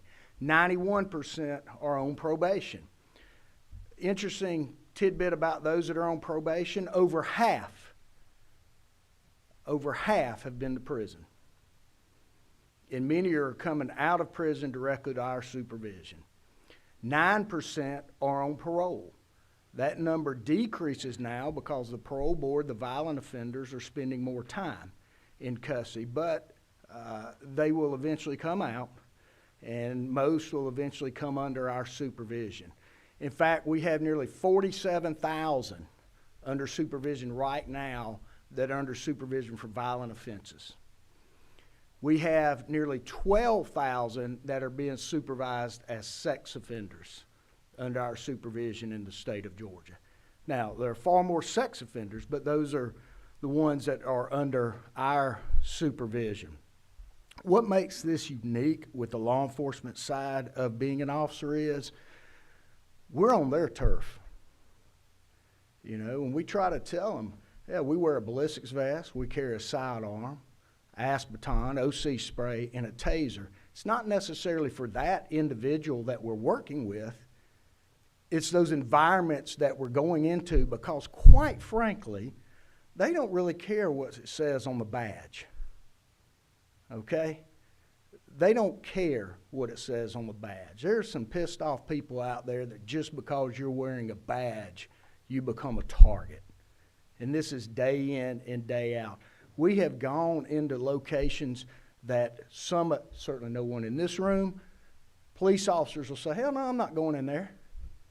I'm not, no way. And we've got to go in there to do our job, okay? And it's very, very challenging. When we look at our ranks, it's a Community Supervision Officer 1. You'll see there that it's an 8-week basic Community Supervision Officer certification.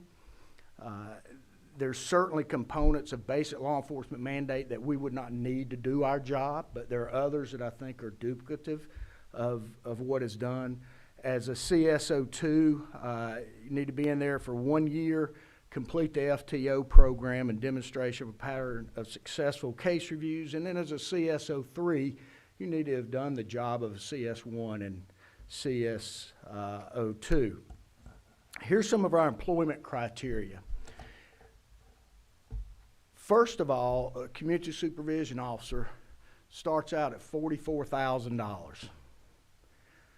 They must have a bachelor's degree from an accredited college or university. I appreciate the GBI's presentation where most coming out with a 4-year college degree are making in the high 60s as an average. And here we are at $44,000 trying to convince folks why they need to come into this profession.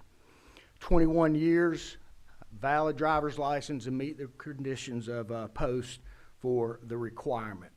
So as you take that $44,000, I want to look at just some of the job descriptions that these individuals have to do.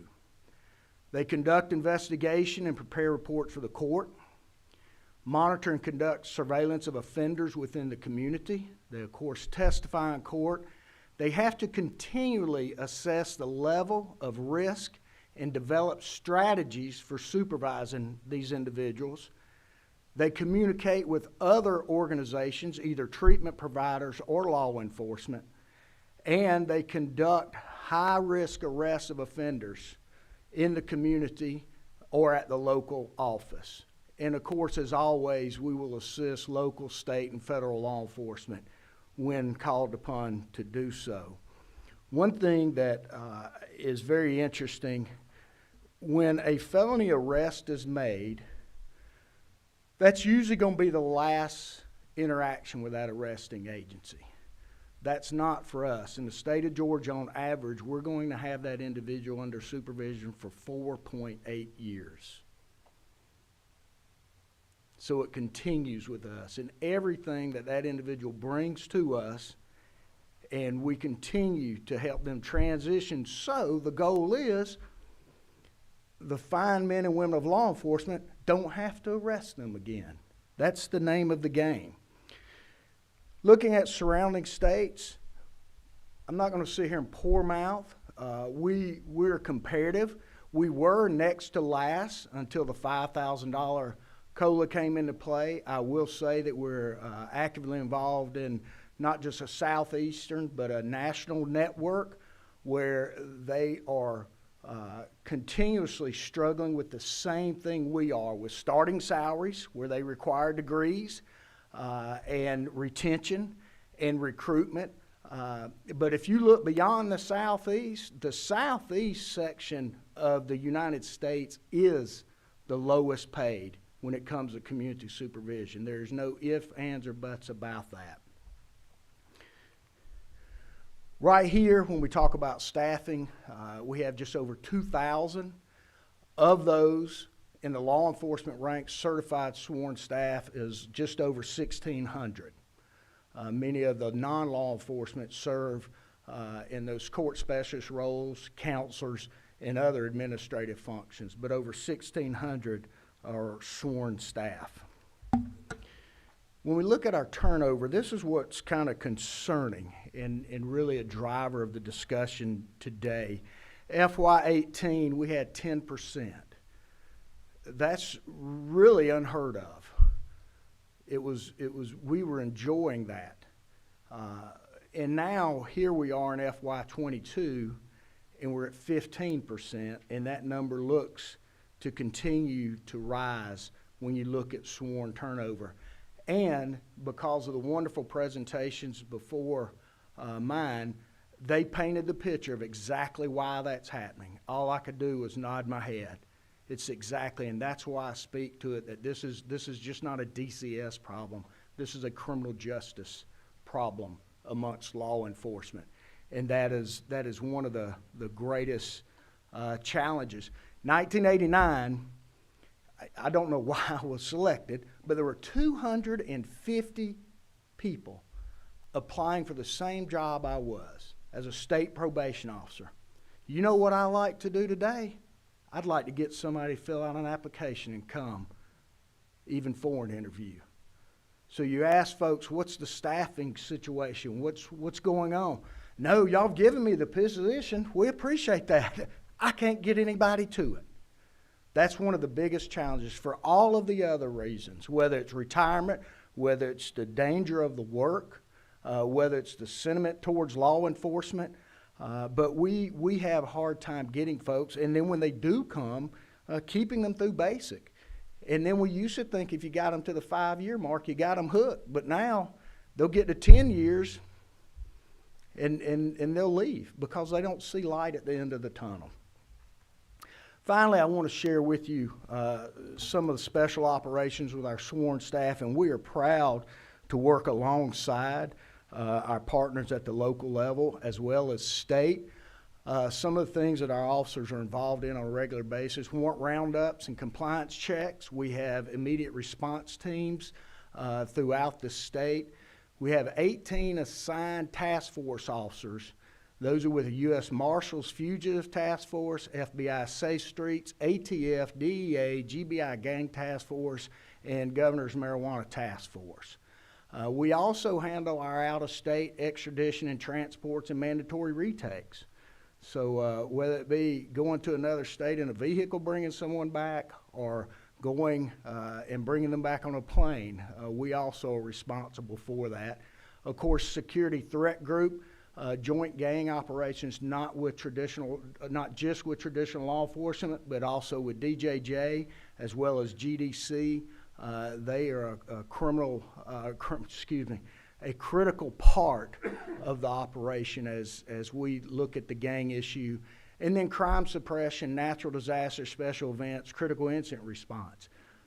Whether it be Atlanta hosting the Super Bowl or Hurricane Michael coming through, where we have to provide security and safety for individuals at shelters and supplant some of the other law enforcement functions. And I think the major here talked about during the COVID epidemic, transporting and helping to distribute PPE equipment. So the role is vast, it's large, and again, I just don't want DCS to be left out of this discussion. Every one of these men and women in this room right here represent folks that are doing an incredible job, and without any one of them, it is not a solid system. So with that, I'll conclude my presentation and certainly entertain any questions you may have. Well, I've known you for quite some time. I'm not so sure what that says, sir, but well, I was kind of hoping for something to follow there, but okay, we'll go with that. Well, when I served in another committee in another capacity. I understand, sir. Thank you. State properties. Anyway, members of the committee, we'll start with Bill on that end. Do you have any questions? Thank you. John? I do. Good. All right. Well, I know this is going to be a multi-tiered approach by the time we get to the end of this as far as solutions go.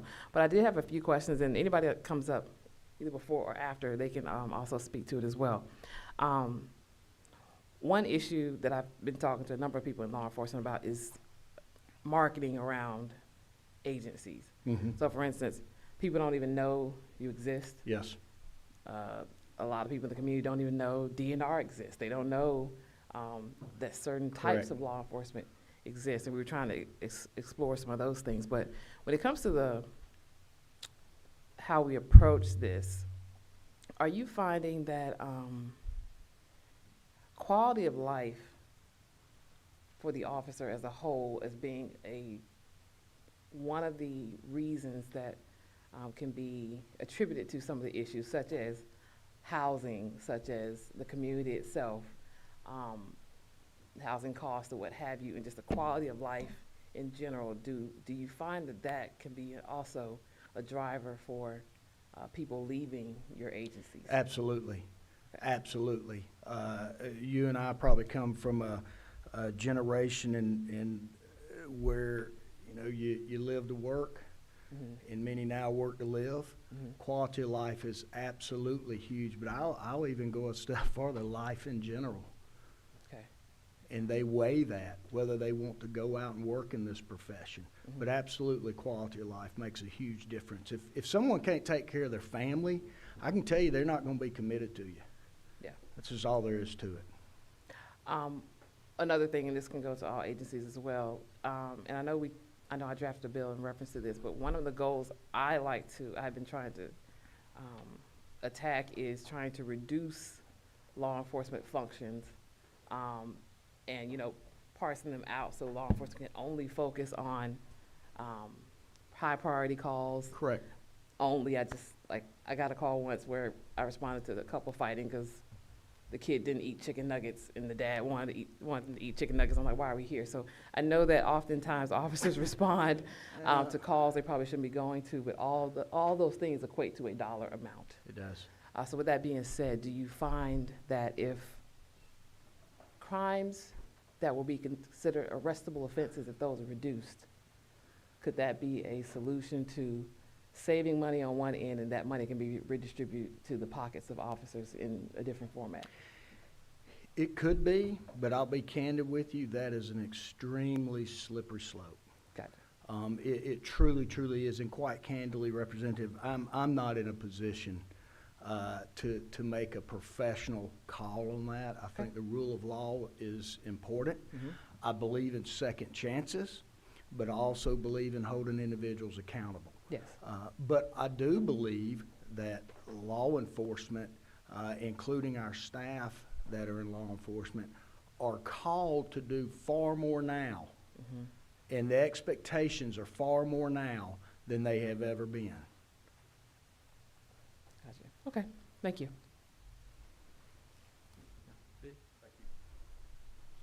Are we on? Yeah. Real quick question. Yes, sir. It's my understanding that there are third-party companies that provide some, while they're lower acuity, for lack of better words, Yes. level type supervisory and monitoring functions. Do you see that as a component of your recruitment and retention efforts? No, sir. Okay. And what you're referring to is there's the privatization and governmental handling of misdemeanors. We don't even supervise those. We do have individuals that work for misdemeanor companies that come to work for the state. That can somewhat be a training ground, but a lot of times they're coming straight out of college from the criminal justice classes, and they want to come into this. But the traction a lot of times is not there, and to keep them here, like I said, when you can make twice as much with a required college degree somewhere else, it makes it extremely difficult. Okay. Thank you. Yes, sir.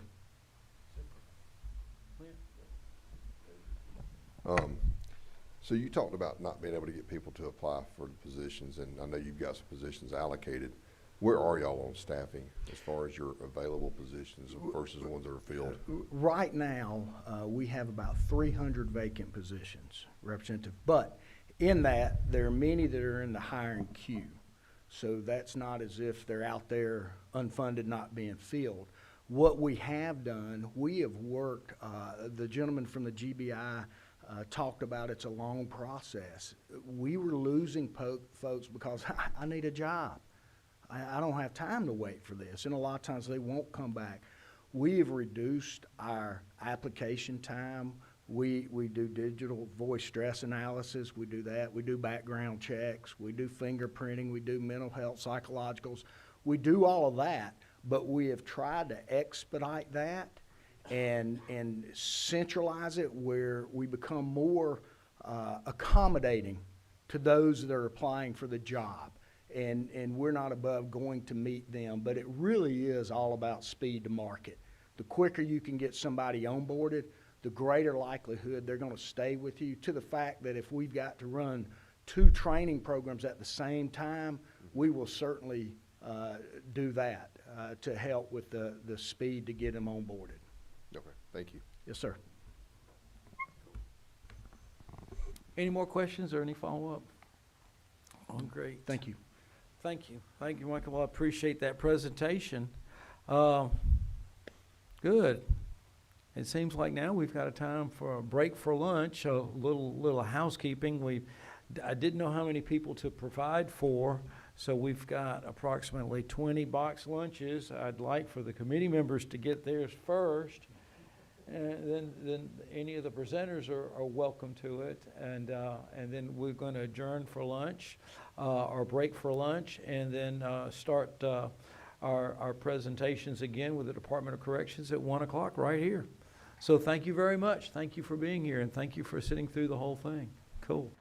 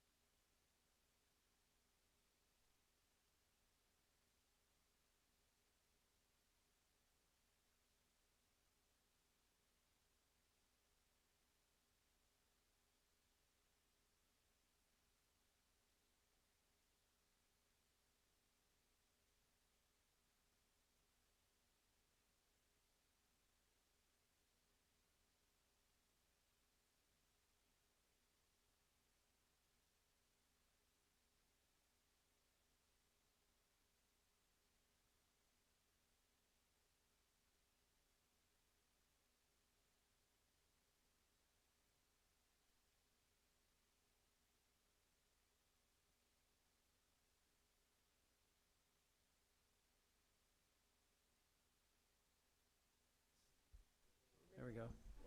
Ladies and gentlemen, let's go ahead and begin the afternoon session of the House Study Committee on State and Local Law Enforcement Salaries and Compensation.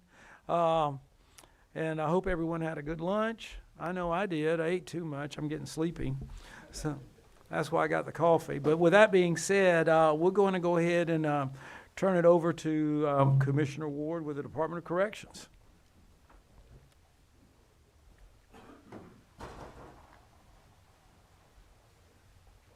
Thank you, Mr. Chair and committee, and hopefully I can keep you awake this afternoon. If I don't, I got my legislative liaison, Rob Poe, that he can do some tricks for you all and kind of get y'all woken up this afternoon. I also have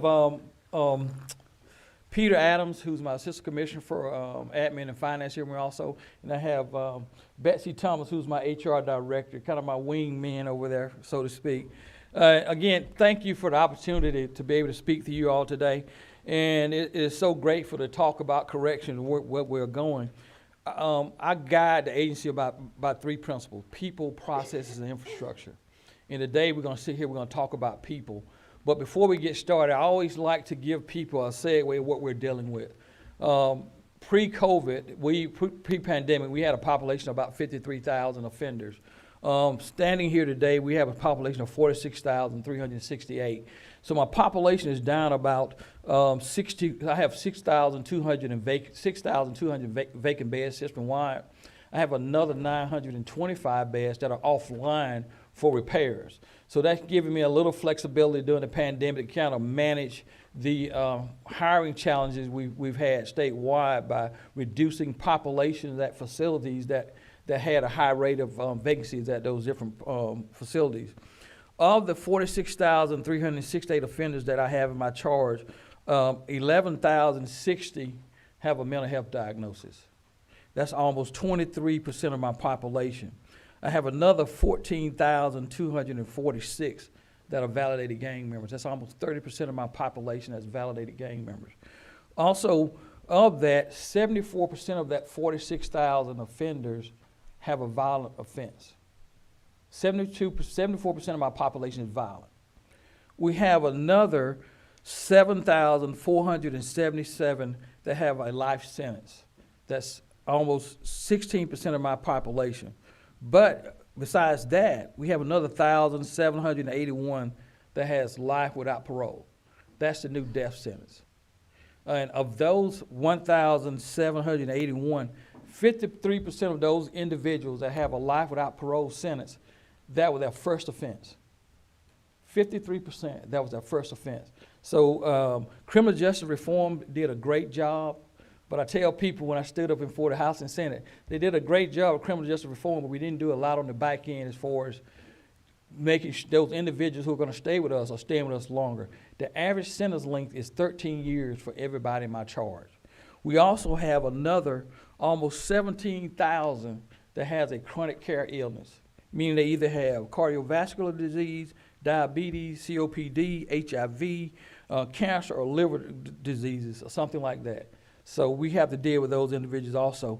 With a lot of those individuals in my charge, the first time they have adequate medical attention is when they come to me. Of that, we give about 92,868 prescriptions a month to those individuals. So also, being a prison system, I'm also the de facto mental health hospital for the state. So I do it all, one-stop shop, okay? So I guess I'm the clicker. You can go ahead and click. You can click it, okay? Okay, all right, next slide, please. The first slide, we will focus on our corrections officer when I talk about the people demographics of it. 60% of our COs are female, and it's a total count of 2,516. 41% of my COs have less than 2 years of tenure. FY22 recruitment retention outcomes, turnover rate was was down for 47.8%, 47.8%, excuse me, which is down 8.9% from fiscal year 21, which was 56.7. Overall, the department's turnover rate is 33%, and that's down 4% from fiscal year 21, which is 37%. You can see we hired 1,139, but we terminated 1,419. 72% of those were voluntary, 22% were involuntary.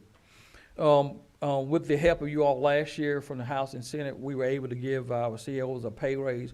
Our current CO salaries right now at a medium secure facility is $38,040, and after a year, it goes up 10% to $41,844 at a medium security facility.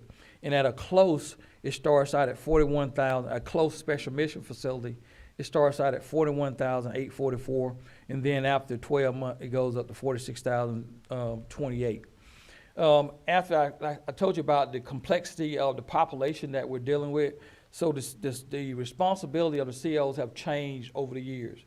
COs' job responsibility has expanded significantly over the last 10 years due to our evolving population. Like I told you, the number with mental health, they have to make sure we have multifunctional officers. Every employee in the state of Georgia, the Georgia Department of Correction has mental health training. As everybody from the clerks, COs, everybody gets mental health training because of the population that we deal with. Also, gang awareness. Our gang affiliation, again, is almost 14,000 validated gang members. We know that number is much higher, but you have to have a validation instrument where you have to go by to make sure we validate those individuals. But we know that number is probably double that as far as our active gang members inside the system. Infectious diseases. I told you about the chronic care illnesses. Over 17,000 has a chronic care illness, so have to deal with that. And then the other big thing we have to deal with is gender responsiveness. We have a large number of transgender offenders in our population that we have to deal with, and all the complexities that go along with that. So you think about, you take an 18, 19-year-old and have to train them how gender responsiveness in the prison. Also, our CO training has evolved to match the responsibilities. Some of the training we had, like I said, we had to do the mental health suicide prevention training for everybody, security threat group training, diversity and inclusion because of our growing transgender population, offender transports.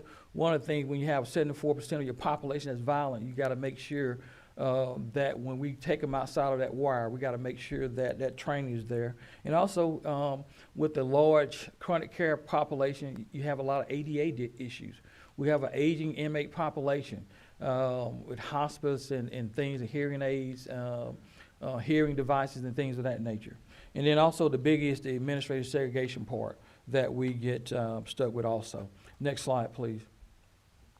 Our next slide is going to look at the compensated comparison for entry-level correction officers compared to different states and in the north and southeast region, and also some of our counterparts. And you can see there in the north and southeast region, we are near the bottom, and in the southwest region, we are competing and recruiting with Florida and our other border states. So in some places we're doing well, but in other places we're at the bottom, especially in the metro Atlanta area. We're competing with all of the, I think the troopers talked about it, the State Patrol talked about it, as well as the GBI, the competition in metro Atlanta area. And then when you get to those metro areas around the state, we have to compete with those individuals also. Next slide, please. Our next slide is going to show you the comparison with our border states. And we fall somewhat in the middle of the pack, but the vast majority of those other states, they do large sign-on bonuses. For give you an example, South Carolina has a $7,500 sign-on bonus. North Carolina is $7,000. Tennessee is $5,000. Alabama is between $4,000 and $7,000. And Florida is $1,000 sign-on bonuses. So everybody's going through the same thing that we're going through. Okay, next slide, please. We've started to see an uptick in our recruitment and retention since the governor, you all, was able to give us a law enforcement increase as far as the COLA of 5,000, and then we also got another 2,000 additional retention bonus in there too for a $7,000 increase for all our COs. And if you can see, we've steady been getting good applications. But once you do the social background checks, social media checks, background check, that number comes down dramatically. But we are getting the applications coming in. Okay, next slide, please. Next, I would like to discuss our critical positions and recruitment and retention initiatives. Our recruitment challenges, like everybody's mentioned, is a highly competitive market. We also have a challenging work environment. one of the things that I told the governor when I was appointed 3 years ago, he said, what do I need to do? I said, we need to raise salaries and we need to deal with the aging infrastructure. And he's came through on both of those instances. He just gave me $600 million to construct new facilities. And I tell people we're not trying to add beds, we're replacing beds for the safety of both the staff and the offenders in our charge. And then the other challenge that we have is the younger workforce and the use of technology. That's one of the biggest things from a recruitment too. We're still manual operate. We turn keys, we write in logbook. And as you know, I have a 14-year-old and a 25-year-old. I can call them all day long, but if I text them, they'll text me right back. It won't, you know. So, but we got to make sure that we have we're trying to automate everything we can as a recruitment tool for our younger staff. Some of the accomplishments that we've accomplished during the last year, we developed a strategic recruitment plan, professional development, leadership academy for both our wards and deputy wards. One of the other things that we discovered as we do the exit interviews, money was one, but also how they was treated. We had to do a better job of treating them better as employees. And one of the things we focused on was the leadership academy for both our ward and the deputy ward, but also for our line supervisors, putting the sergeants and the lieutenants through leadership academies, because they're the front line supervisors who have the interaction with those younger people, and that's one of the things we had to do about that. We created a one-stop shopping recruitment. It's easier for the application process. We made the onboarding as quick, as smooth and seamless as possible. We pay for physical exams and testing. We are averaging about 150 hiring events per month around the state. And the other thing that we were able to accomplish with you all's help this past legislative session, able to get new equipment as far as radios for all of our COs. And also we were able to get what's called a note-active tablet, so that instead of an officer having to write in a logbook, he has a note-active tablet. Everything's electronic. He can do his dictionary reports. He can do his count. Anything that he needs to do or she needs to do is at the fingertip, and that's hopefully going to be a great recruitment tool for those younger individuals. Next slide, please. One of the other things is we've taken on a very creative advertising strategy. We've partnered with Shanley Communications, and hopefully people have seen, when you've seen the Georgia football game, you see the GDC commercial pop up. You know, we're everywhere, and we've targeted marketing campaign. We have a strategic tactics, i.e., advertising through cable, streaming, geofencing, YouTube. It was kind of funny. I get all the kind of negative, we kind of wash out the negative comments, and I read some of the comments, and people, how in the world did correction get on my timeline? So we're hitting everybody. If you're sitting around and saying anything about job, we're going to hit you. And so some of the results have been positive. We started at August the 5th, and you can see that the uptick in application that went through the roof since we started doing that. So, but similar to everybody said today, same challenges. But again, I'm so proud of the team that we have as far as the men and women who go in every day and perform this difficult task. I tell people in the Georgia Department of Correction, our mission is non-negotiable. And that non-negotiable mission is running safe and secure facilities. Okay? That's my presentation, sir. Mm-hmm. Commissioner, members of the committee, are there any questions? Go ahead. Thank you for the presentation. So my first question is, you mentioned about 17,000 people out of the 46-ish that have some type of dire disease. Just confirming, so the state pays for all of those medical procedures, Yes. the 92,000 prescriptions a year? Yes. Do you have a number of what that looks like per year? I Just think guesstimate. our budgeted number for healthcare is what, Peter? About 180 with the pharmacy. 180 million.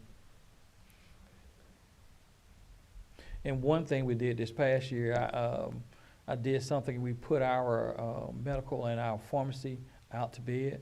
Our medical provider now is WellPath, and our pharmacy provider is CorrectRx.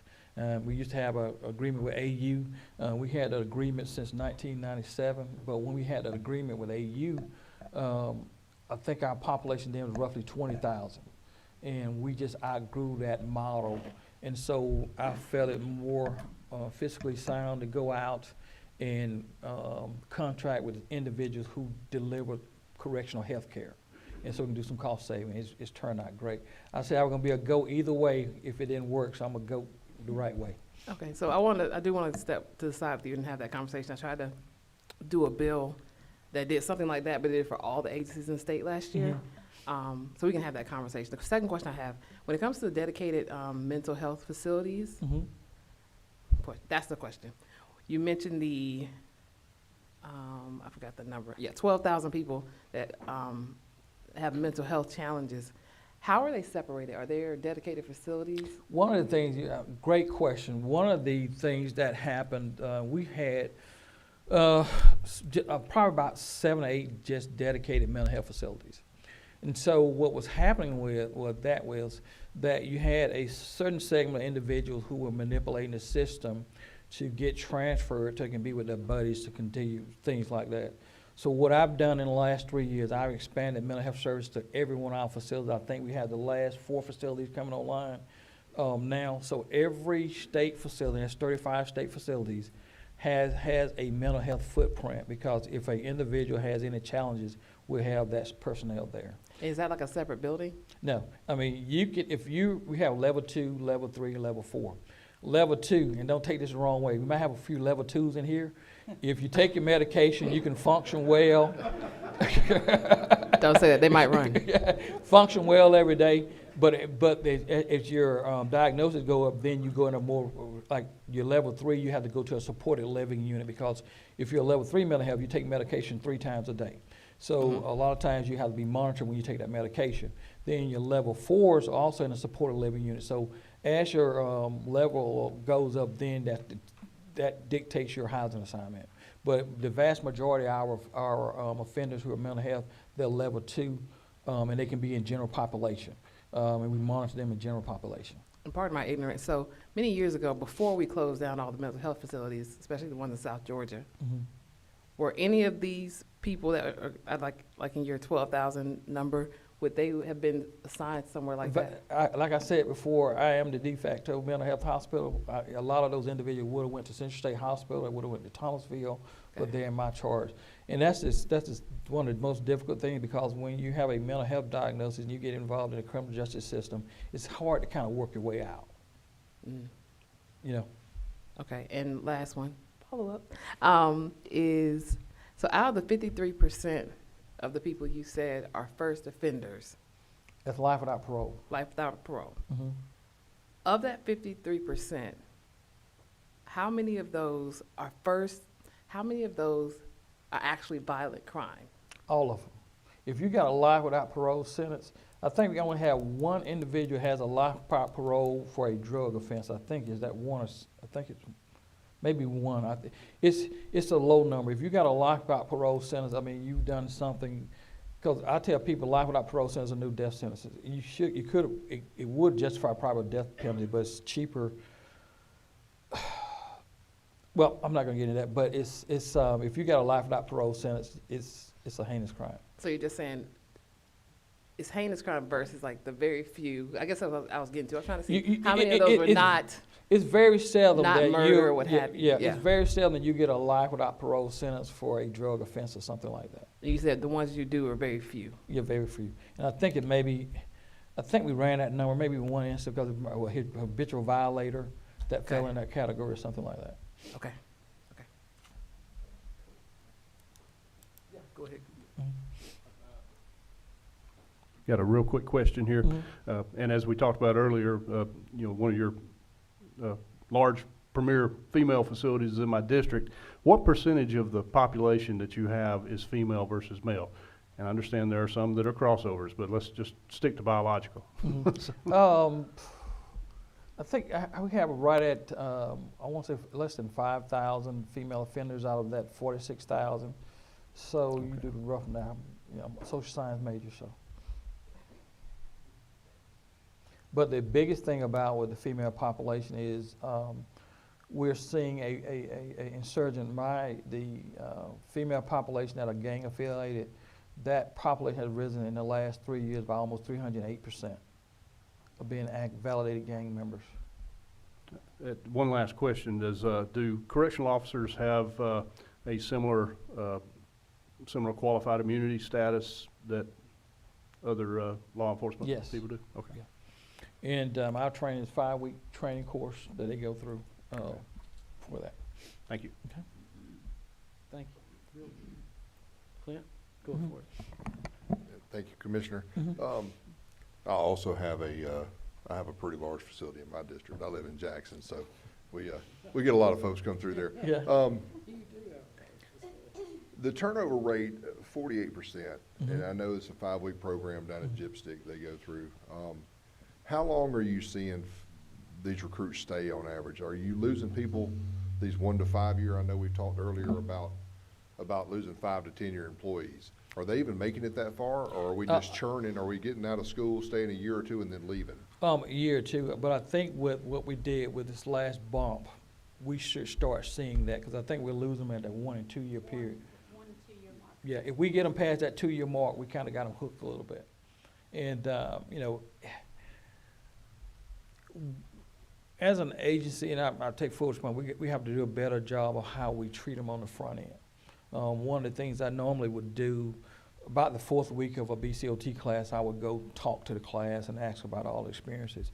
So with the last 2 classes, I've been starting catching them up front, talking to them, and then come back in the 4th week and challenging them about how good a career it is to be working in corrections and doing that, and putting more emphasis and focus on that individual as an employee and how they're treated, and making sure we're doing that.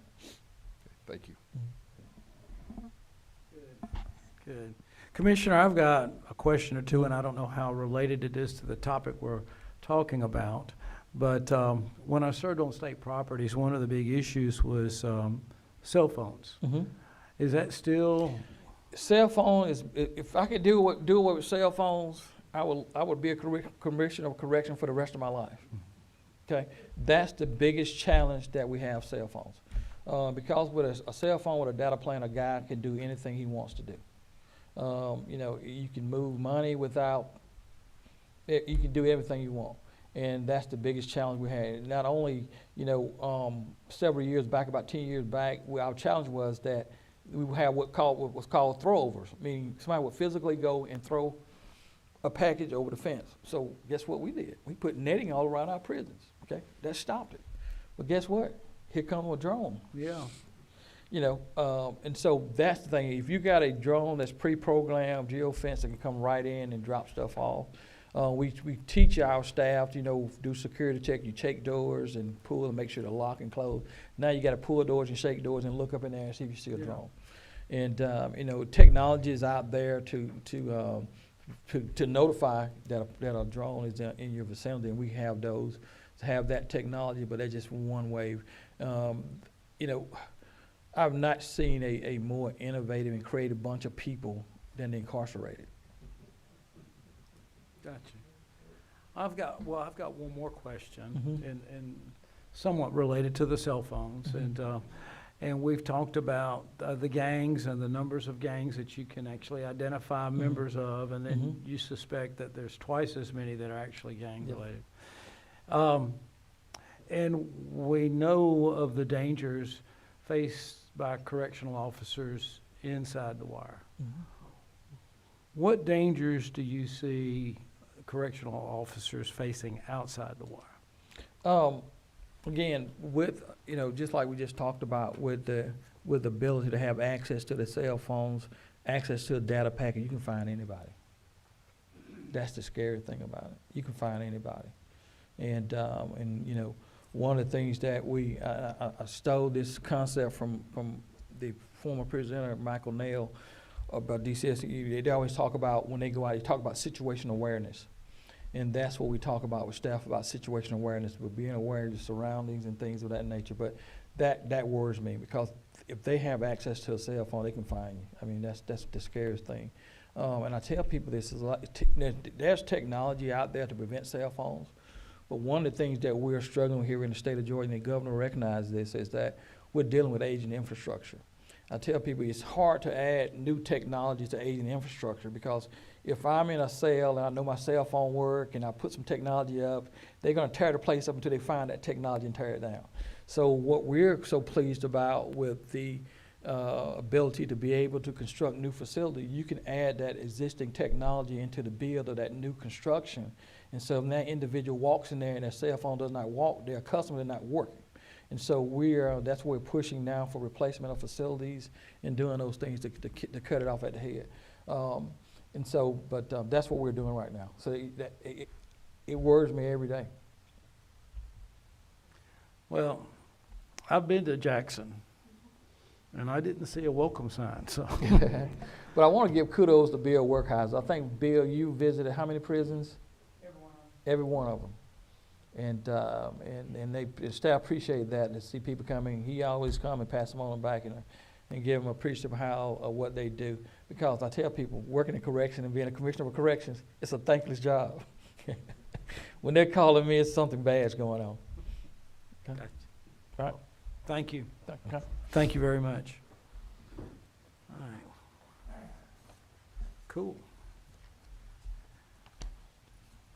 Where's my agenda? Here it is. Oh, good, thank you.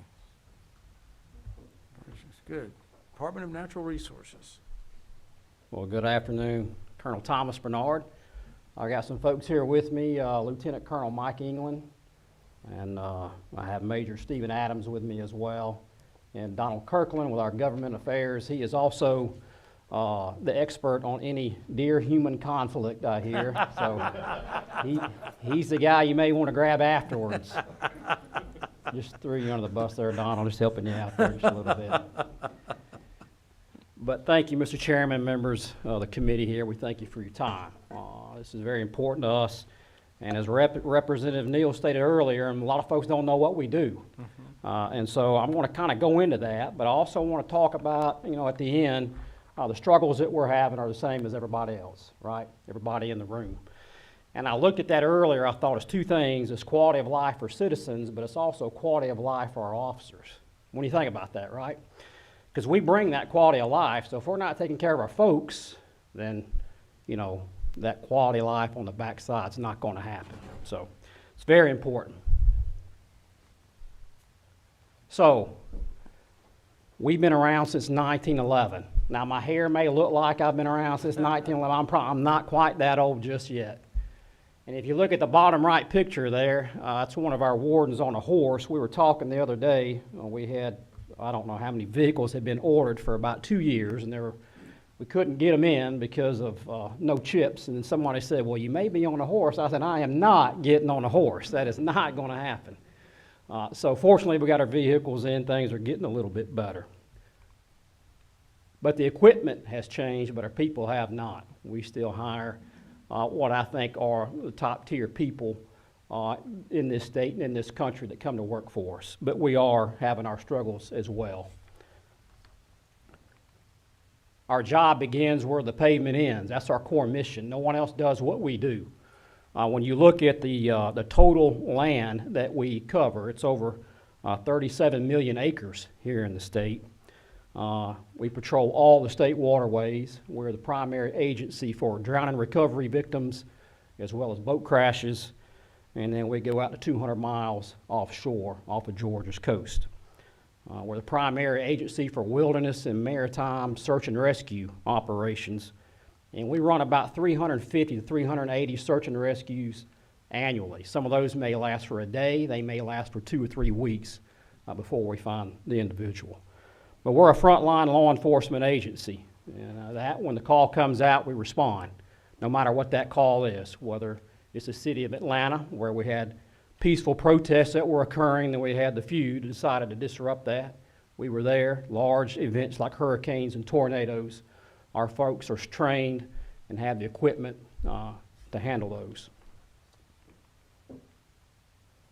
So in order to be in that ESF-13, that frontline response agency, that first bullet you see there, you have to have those in order, that equipment and the training in order to fall underneath that ESF-13. Now, when I presented this at the FBI Academy, when I was up there in 2016 with all the specialized equipment we had, somebody said, the only reason you went to DNR is because you got all the toys to play with. And I said, I think you're right. But going back, I had applications in with DNR, Gwinnett, and DeKalb, and DNR just happened to call me first, and I'm still here today. We are operating at what I call a red line. Our staffing levels are down to 210. That's with the 22 we just hired. That's statewide. That's 24/7. That's 365. We don't have enough folks to do shift work.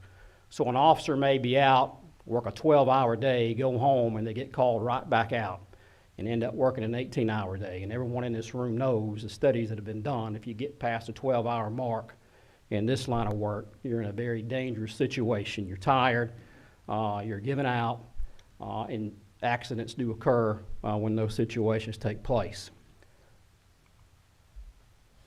We have a full-service canine team statewide. We've got currently 7 dogs. We got additional 3 that are coming. We work very well with our sheriff's departments in here and our police departments, and this is one tool that we get called upon on a regular basis. The reason we chose the German Shepherd is the man tracking for lost persons and unwanted people in the woods. Apprehension, so they're an apprehension dog. We get a little bit of bite work done occasionally with folks that have felony warrants out on them that don't want to give up. And then article search. We find a lot of weapons that are thrown from vehicles, shot shells or cartridges. Our dogs are specifically trained in that. So keeping Georgia safe. I talked about that earlier. It's about quality of life. I think we've got the opportunity to hopefully address some of this stuff. We appreciate what you've done for us over the past few years there in our legislative sessions there. The additional $5,000 really helped our folks. And, but we have to continue to look at that, to take care of our people, right? It's about quality of life for the citizen and also quality of life for the officer. We're not here today for us. We're here for our people. And I have a daughter that's in law enforcement. She's a sergeant with Millersville PD.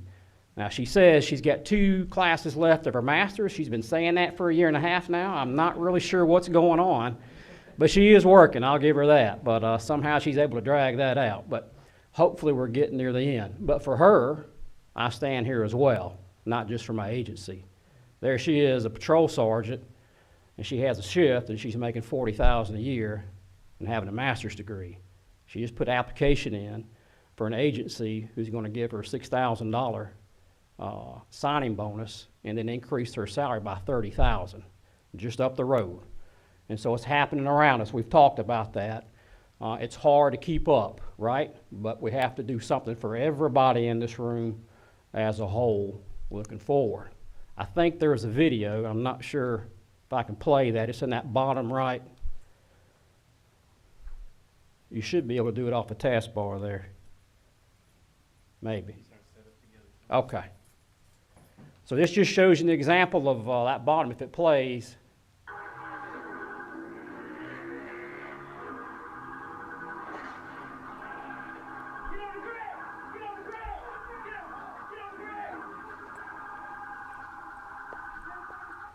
A little bit of buffering there, but anyway, our job from 1911 has changed slightly. We're not just on the woods and in the waters, but you will also find us there working alongside the State Patrol and others there on the crime suppression details in Atlanta, helping out Atlanta PD with their staffing shortages as well, right? So we're all feeling that. We're all having to help each other out across the state.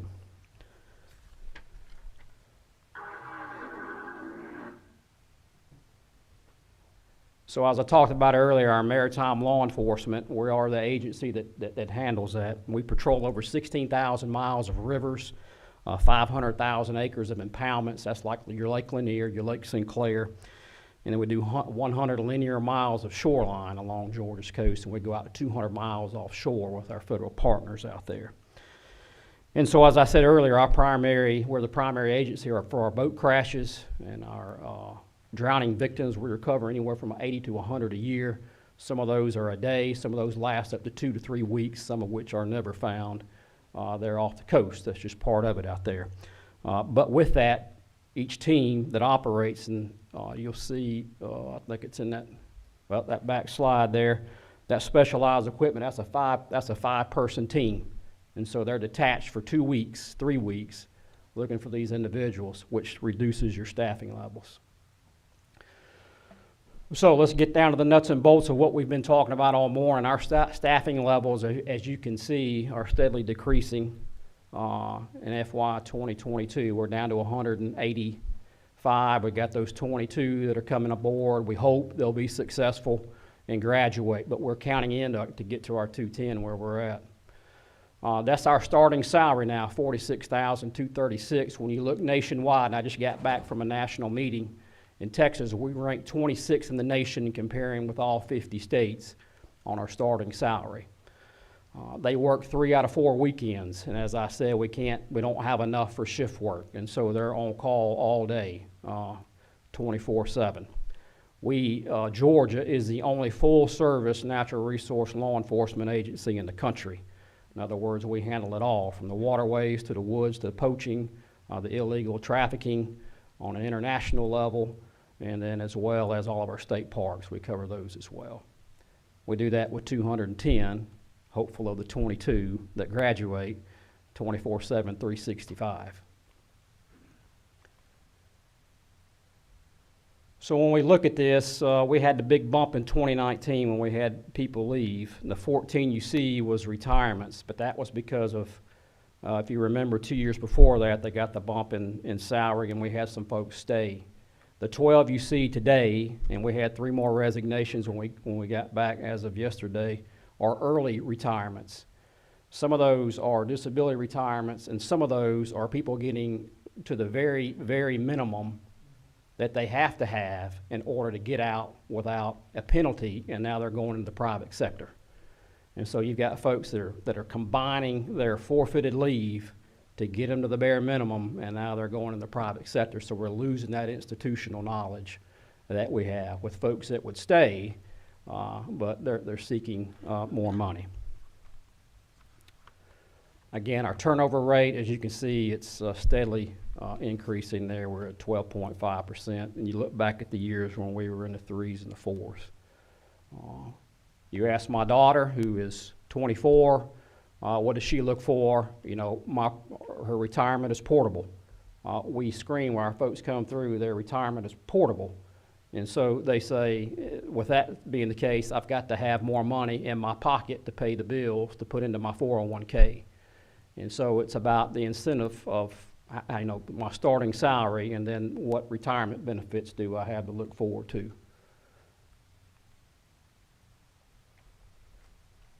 This was touched on earlier. This is what we require for our folks as a minimum of an associate's or 4 years military service to get in our program.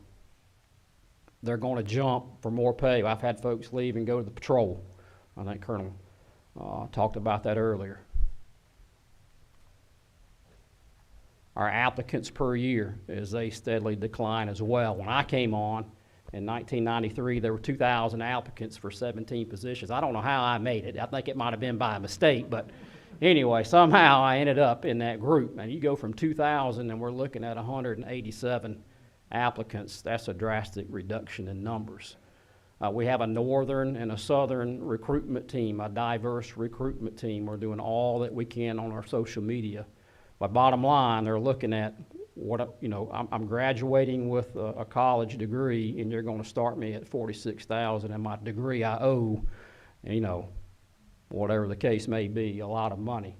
So how do I recruit that with an agency that I'm going with? So, you know, even with our challenges that we have, I always look at it and I say, what can we do that's in our sphere of control internally?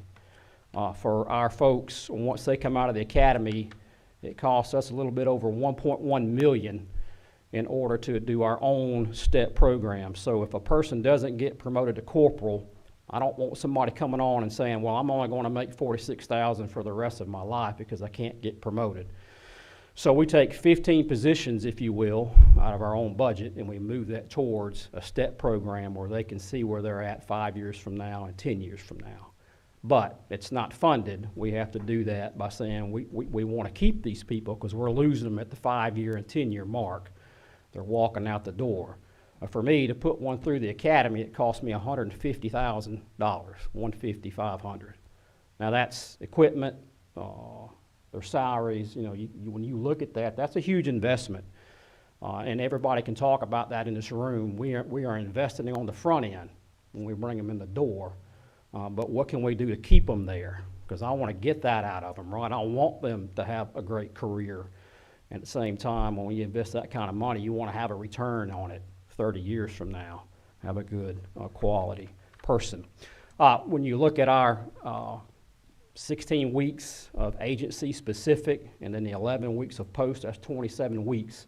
Our academy has been that long. This year I've done something different, just trying to think outside the box. And so if you are post certified, you can come in and you don't have to do the 11 weeks. You'll hold off until those that have not, and they'll come in and join them on the 16-week academy. We also have looked at, because they have to work 3 out of 4 weekends, we now give them 3 flex days to move around that they can pick and choose from. We audited a training unit, went through it from top to bottom, trying to find different things that we could change slightly to get more people in the door, also to help them be more successful when they come in the door and turn out a better employee. We've signed an MOU with Thomas University. That's one thing that coming through the door, they talked to us about what can you do for me as an individual, as a person. And education was one of the things that they look for. So we have an MOU with Thomas University where they get a 25% discount on their tuition, which is great. Our folks coming out of the military, they can use their GI Bill. Then we pay for them to go to Columbus State University, as some of the other agencies do, for PMP and command college to finish out their bachelor's or their master's degree. And so you look at all the things that we can do within our own agency, within our own sphere of influence, but it's not enough. We are doing all that we can. And when I say they're operating at red line, they're operating at red line. And I worry about the quality of life that they're going to have 10, 15 years from now. And so that's why we're here. I'll take any questions that you may have, but I want to leave you with this right here. If you look at this and you read this, the last slide, that kind of sets the stage if we don't do something and we have fewer officers, regardless of whether you're city, county, or state. That's what happens. It reduces our ability to adequately mobilize and respond, regardless of what the situation is. I always say we either innovate or we evaporate. That's just one of my slogans there at work. We got to always think outside the box. Appreciate y'all coming down here and hearing from us. And I know sometimes it sounds like a broken record, but the broken record is serious, right? It's the same thing when I say that. If we want to do something for our folks, this new generation coming in is very, very smart. When I came on, I did not look at retirement or those things. I needed a job, right? I had to go to work. Didn't look down the road, but they are. They're very smart, and they're looking at every facet from educational opportunities that you can bring me, but the biggest thing is the pay, coming in the door, and then a retirement. One of the things that we heard out of this national conference that we were at, there are some agencies in the Northeast, I think they're city, maybe county, they're looking at a 25-75, and they're looking at a 30-90, 30 years and 90 out the door. I know we talked about Florida's program down there. It's a great program. No matter where you go, city, county, or state, your retirement goes with you. And so you have less folks, jumping ship and jumping around. So you have quality people staying in an agency there for the long haul. But anyway, I just want to tell you thank you for your time today, and I'll be glad to entertain any questions you may have. Thank you very much, Colonel. Members of the committee, are there any questions? Yeah, Bill? One comment. In your long list of stuff you do outside your mission, you failed to mention natural disasters. And I bring that up because that was a difference maker down in Scriven, Georgia. If it hadn't been for y'all, there'd been a lot of people waiting 2 or 3 days to get across the road, but y'all jumped literally within hours. We're down there, and appreciate that. Yeah, that's our ethos, is whatever it takes, right? So backing up just real quick, it's probably 15 years ago, we had hit one of those things, and we were waiting on tree companies to come in to cut the trees to get in, and I thought, well, why don't we have a chainsaw? If we can shoot a gun, we can probably run a chainsaw. So we set up chainsaw training, and then that birthed our debris removal team so we could get in there. I mean, right behind it, open the roads, get the people, get them out. You know, all of that moves a whole lot faster. And so, but thank you for the comment there, sir. You got, So you mentioned that other states, we're the only state that's full service. So what are the other states doing? if they're So not like full service? Florida, our counterpart in Florida, they have 850 sworn. They don't do everything that we do. They don't do their state parks. They do their waterways, the boat crashes and things like we do. They don't do their state parks, and there's a few other things that they don't do. South Carolina, our counterpart to the right there, has over 300 sworn, and they don't do their state parks. They're not a full service. Everything you see that we do on our response to disasters, they don't do those as well. So who responds to that stuff? I don't know over there. I'm not sure who does that.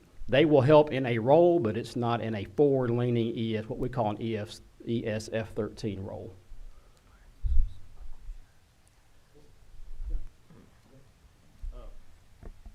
You had mentioned that with the current recruit class, your staff level right now is 210, or approximately, assuming they all come through. Yes, sir. What would you consider a fully staffed level? It's 342. 342. Yes, sir. Okay. Thank you. thank you. Clint, do you have any questions? No, sir. Okay, we're good. Well, Colonel, thank you very much. Having survived Hurricane Michael, I only can appreciate what you do. Thank you very much. All right. Department of Revenue. Good afternoon, Chairman, Thank committee you. members, ladies and gentlemen. So I want to take a second to introduce myself. My name is James Beveridge, and I am the Law Enforcement Director with the Georgia Department of Revenue. I currently oversee the Office of Special Investigations and the Alcohol and Tobacco Division. And no, it's not lost on me that my last name is Beveridge and I oversee the Alcohol and Tobacco Division. I actually think it helped me get the job. But I want to start by telling you that I appreciate the opportunity to come in and represent the Department of Revenue and discuss with you very briefly the functions of our law enforcement teams, our base salary averages, our vacancies and turnovers, and then our mandatory training. So that being said, our agenda for the conversation will be, as I said, agency law enforcement overview, current salaries, vacancies and turnovers, and then mandated training. So first we'll talk about the alcohol and tobacco enforcement team. The alcohol and tobacco enforcement section is made up of state sworn post-certified law enforcement officers that administer the alcohol and tobacco laws and regulations for the Department of Revenue. This authority comes from Georgia Code Title III for alcohol and Georgia Code Title 48-11 for taxes on tobacco products. The special agents of the Alcohol and Tobacco Enforcement Group have a dual responsibility. They enforce both criminal and regulatory violations. And some of the duties of the Alcohol and Tobacco Law Enforcement sections include, but are not limited to, we currently have oversight of over 35,000 current active alcohol and tobacco licenses, both within the state and outside the state. We conduct underage alcohol and tobacco compliance investigations. We do on-site inspections of licensed locations. We do investigations into bootlegging and into moonshining, and yes, that is a popular thing. It's probably more popular down on this side of town than it is in Atlanta, but we get regular complaints and conduct regular investigations and shut down a still on a regular basis. We do tobacco smuggling investigations, and then we do thefts of major quantities of tobacco products. So our other enforcement team is our Office of Special Investigations, and they also this section is made up also of state sworn post-certified law enforcement officers, and their job is to investigate auto crimes, tax crimes, motor fuel crimes, and they handle department internal affairs investigations. Their authority comes from Georgia Code Title 48-9 for motor fuel and road taxes, and Georgia Code Title 40. And some of the duties of the Office of Special Investigations Law Enforcement section include, but are not limited to, conducting traffic stops on commercial vehicles for roadside inspections. This is for IFTA or IRP violations. Conducting motor fuel inspections of terminals, distributors, and retail locations. Conducting undercover buys of dyed fuel at retail locations. Investigating tax preparers that are submitting large volumes of fraudulent tax returns. And investigating used car dealers that are violating state law. So our total number of sworn law enforcement officers at the Department of Revenue are 64. We have 18 of those assigned to the Office of Special Investigations and 46 assigned to the Alcohol and Tobacco Division. If you include the sworn law enforcement of investigators and support staff, we are just under 100. So this is our Department of Revenue and State of Georgia average annual salary comparison. I know the committee has a copy of it, so you can take a look at it. I know we're kind of beating a dead horse here, but I'll tell you that obviously the category on the left is all of the law enforcement positions that we have at the Department of Revenue that start at Criminal Investigator 1 and go all the way up to Senior Manager or Assistant Director. The first line of numbers is our DOR average salary for those positions. The second line is obviously the state average salary. And then our HR division did a little extra work for us, and the last set of numbers on the right is they did research and found a state agency that has the highest average salary for that same position. And this is only a comparison to all agencies in the state that use those same positions. So the Department of, this is our vacancy and turnovers for FY 2022. The Department of Revenue Law Enforcement had a FY 2022 turnover of 25%. Based on conversations with agents that were leaving our location, can mostly be attributed to salary, just like it is for everybody else here, and then lack of upward movement, because we don't have a lot of, with our ASACs and SACs, they're pretty comfortable in those positions, and we don't have a lot of movement there. Our numbers are current law enforcement vacancies. We have 2 vacancies in the Alcohol and Tobacco Division and 1 in the Office of Special Investigations. We have 5 dismissals. We had 1 transferred to a different state organization, and I'm pretty sure it was the GBI. Thanks for that. And we had 6 resignations and 2 retirements. So I know that the folks that are to my right and to my rear are very well aware of the post-mandated requirements, but for the benefit of the panel, the state of Georgia requires annually a minimum of 20 training hours on any post-approved topic. The below topics are mandatory and must be completed annually as part of or in addition to the 20 mandatory hours. So you get 1 hour use of deadly force, 1 hour use of de-escalation training, 2 hours of community policing, and 1 hour of firearms requalification. And in addition to those annual mandatory requirements, the state has mandatory requirements, and our agency has mandatory requirements, such as cybersecurity training, ethics training, things like that. They're on a regular basis. And then also our law enforcement senior staff is required to obtain a minimum of 20 hours of executive level training. So before I go to questions, what I would leave you with is my opinion of what our issue is with regard to employment and retention.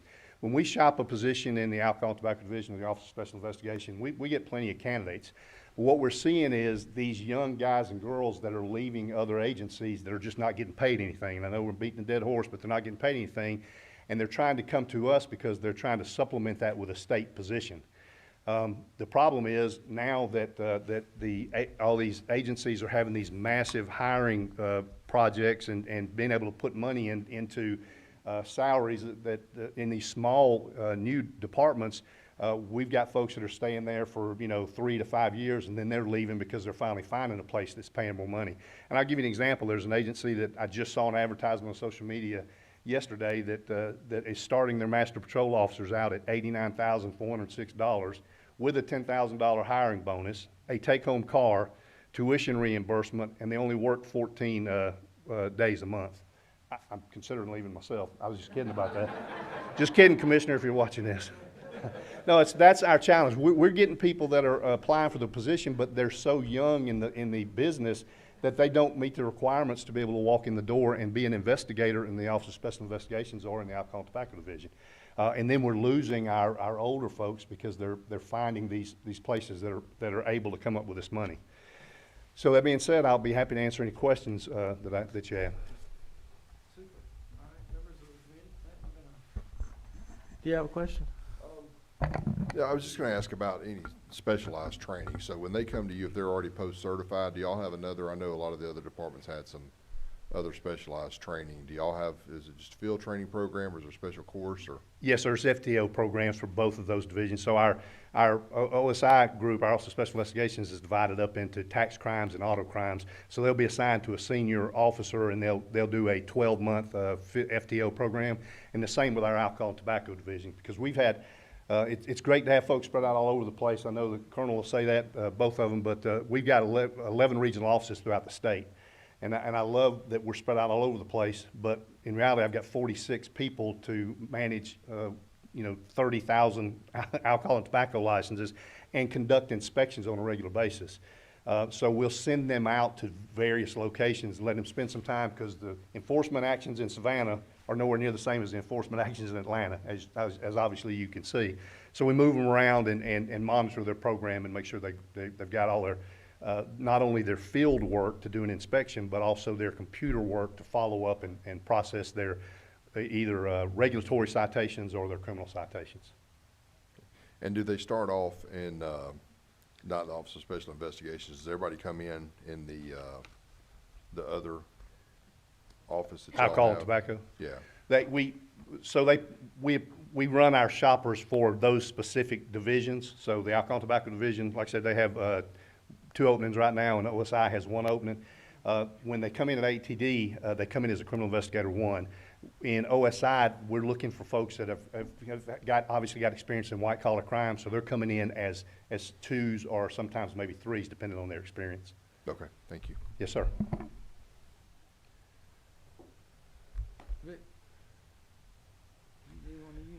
It's always great to go last. You run out of questions by the time you get to me. Well, no, I don't have a question. I do want to mention that I've had the pleasure of meeting and get to know James Cox, who works with your organization. Yes, And I shake his hand often to try to get some of that luck to run off. Absolutely, and I'm surprised you can get away from him, because you know James is a talker. He is. He's a talker. But for the benefit of the people present, James Cox won $1 million through the lottery without even buying a ticket. They had a second chance thing, and he put his name down on a bunch of those, and so he was able to actually beat the system, not even investing in it, but he did, and that's why I'm saying I'd like to get some of his luck. But no, we appreciate the hard work that y'all do. As I said, James is a friend of mine, and I appreciate everything that y'all do on a regular basis for the state of Georgia, and I just want to thank you. Thank you Yes, very sir, much. thank you, and thank you for the opportunity to speak to everybody. Cool. All right, Butch with the Chiefs Association, thank you for being here. I'm going to, while y'all pass those things out, and before you start, I'd like to get a cup of coffee. I don't want to interrupt.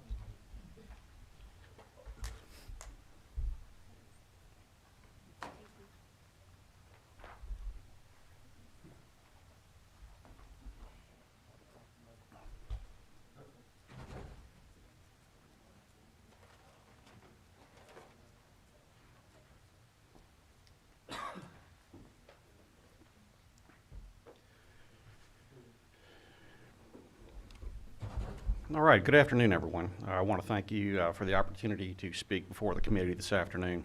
My name is Butch Ayers. I'm the Executive Director of the Georgia Association of Chiefs of Police. I've been in this position for approximately 2.5 years. Prior to that, I had 35 years law enforcement experience with the Gwinnett County Police Department, with the last 5 serving as the chief. I want to explain to everyone, I guess, what my opinion is. Why is it important that we recruit and retain the best candidates, employees as possible? It has been said that police officers have the greatest power legally vested in our frame of government. Only law enforcement officers have been granted the authority to make summary judgment in regards to a person's life, liberty, and property. No one else in our society has that power. Police officers and law enforcement officers can greatly affect broad public policy through their individual decisions and actions or inactions. Oftentimes, officers must make decisions in tense, uncertain, and rapidly evolving conditions without the ability of 20/20 hindsight. It is therefore critical that we make sure that the best candidates are recruited, then retained as law enforcement officers to effectively serve the citizens of this state. So the job of a police officer or law enforcement officer is a thinking person's job. We're looking for people who have critical thinking skills, deductive thinking skills, effective verbal and written communications abilities, conflict resolution skills, and problem-solving skills. These people can get a job anywhere. Departments that are understaffed have challenges providing effective services that citizens demand. The chiefs that will follow me will actually speak of more in detail about that. In the state of Georgia, we have roughly 657 state, county, and local law enforcement agencies that provide direct law enforcement services to our citizens. That number does not include regulatory agencies, prosecutorial agencies, or specialized units such as a drug task force or an arson unit. The agencies differ in size, staffing levels, population served, budgets, and salary levels. However, regardless of these differences, the officers across the state are held accountable by the same U.S. Constitution, the same Georgia Constitution, and the same Georgia laws. Within the last week or two, we reached out to our members of our association and asked them to submit information, which you are looking at right now in the preliminary form. As of yesterday, 173 agencies responded to the survey, and basically, out of those 173 agencies, there's a total of 10,834 sworn officers authorized. They are staffed with 8,117 sworn officers, basically give us a statewide vacancy, or I should say staffing rate, of roughly 75%. 24 of the agencies, 24% of those agencies on that list, which are 42 of them, are at full staff, 100%. However, these are mostly your smaller agencies under 25. The largest agency is at full strength, actually has 61 sworn deputies. 76% of those agencies listed on that sheet are reported as being under strength. And if you take a look at the various salaries, we have hourly rates for non-certified when you walk in the door, hourly rates for certified. Some agencies gave us the annualized data. Some of the blanks are because we don't know exactly what shift they're working. Are they working 8, 9, 10, or 12-hour days? So we don't have an annualized amount. I anticipate having the completed list to you by the time we have our next meeting in Peachtree City. So concerning law enforcement recruiting and retention, and I tell everybody this, is we are in a hyper-competitive job market across Georgia. In my entire experience in dealing with law enforcement, I've never seen it this competitive. This is especially apparent in the metropolitan Atlanta area, where all the departments are competing for the same few people who are interested in this profession. So in my opinion also, this is the classic law of supply and demand. While the demand for law enforcement officers is high, the supply of people willing to do this job is low. So trained and experienced officers are retiring, leaving the profession for other job opportunities outside law enforcement, or looking for departments where their pay and call volume and conditions are more desirable. Would-be applicants are not inclined to enter law enforcement profession. And you have to ask, why? I think we've heard a lot of the speakers this morning talk about some of the negative attitudes in environment towards law enforcement in general. And one of the things I want to comment on is dealing with the police use of force. There's a narrative out there that law enforcement officers frequently and wantonly use force against individuals in situations where the force was unnecessary, unjustified, and abusive. Law enforcement officers across the nation have been subjected to criticism regarding the use of force. While some of it is deserved, the overwhelming majority of it is not. Unfortunately, this narrative has been repeated so often it almost becomes the truth. So earlier this year, we do, in our association, we do a study for the activity of the previous year. So we sent out to all the agencies across the state and asked them to submit information regarding their activities in the year 2021. We had 254 agencies across the state respond to our request. They handled a total of 8.1 million traffic and non-traffic related calls for service, which included both dispatched and self-initiated calls. And don't have to write any of this stuff down because I will give you all of this. They had issued 937,000 citations and physically arrested almost 230,000 individuals. They used force out of those incidents, those 8.1 million incidents. Force was used just over 9,900 times. So when you look at context, 8.1 million of what police do on a daily basis versus the 9,900 uses of force incidents, basically comes out to force is only used in about 0.12% of the 8.1 million traffic in non-traffic calls. Saying that another way is force was not used in 99.88% of everything law enforcement did. So then we even nail it down even further. Okay, use of force is big. Go all the way from soft, empty hands all the way up to and including deadly force. But let's just talk about the deadly force portion of it. Out of the 9,900 deadly force incidents, there were 142 instances where deadly force was actually used. So the actual discharge of a firearm occurred in 0.0017% of those 8.1 million calls. Again, looking at another way, is force, the discharge of a firearm or using deadly force did not occur in 99.9983% of everything law enforcement did. And finally, public safety is an issue of economic and community development. People are not going to move their families or businesses to an area where they don't feel safe. If they live and work in where they perceive they are becoming less safe, they will leave. And the only people left are the people that don't have the means to leave. So in conclusion, our association wants to provide any and all assistance we can to help finding potential solutions to these issues. And again, you have the survey, and we'll have an updated survey to you by the time of the next meeting.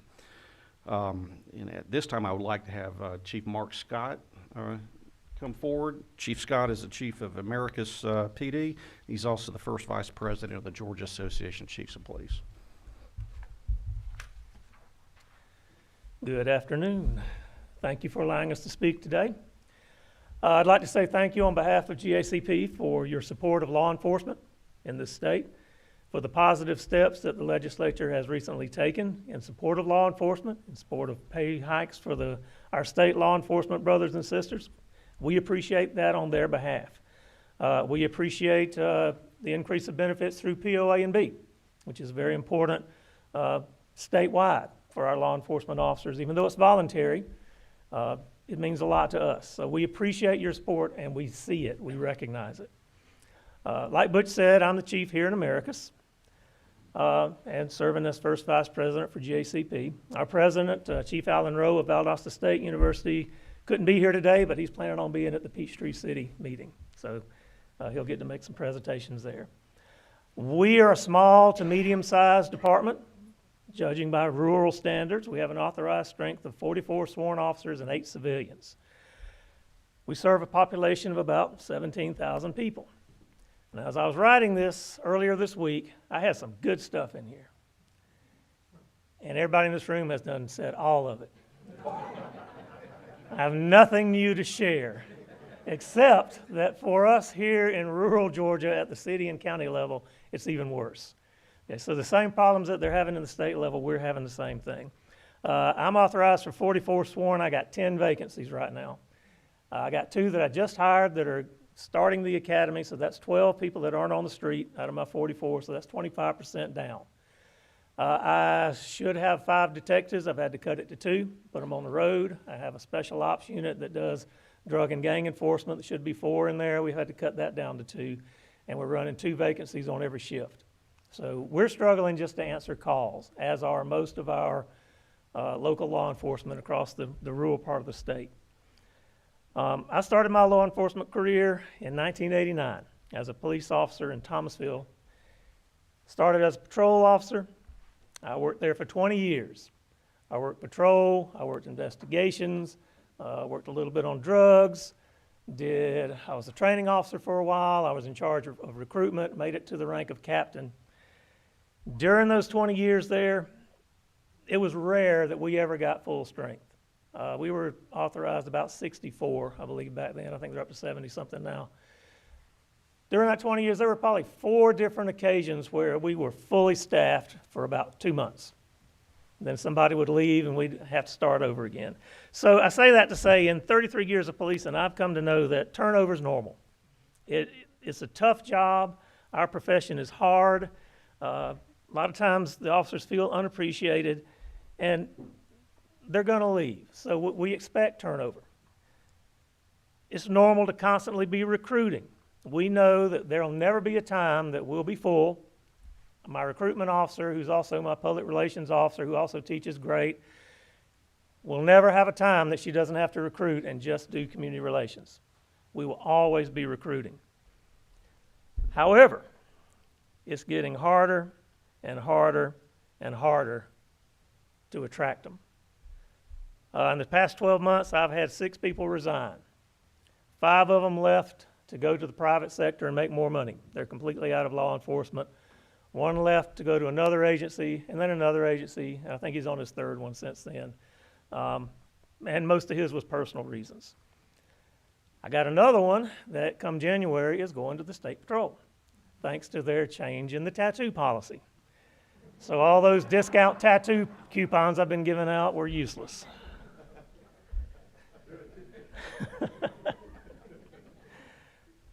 That's bad.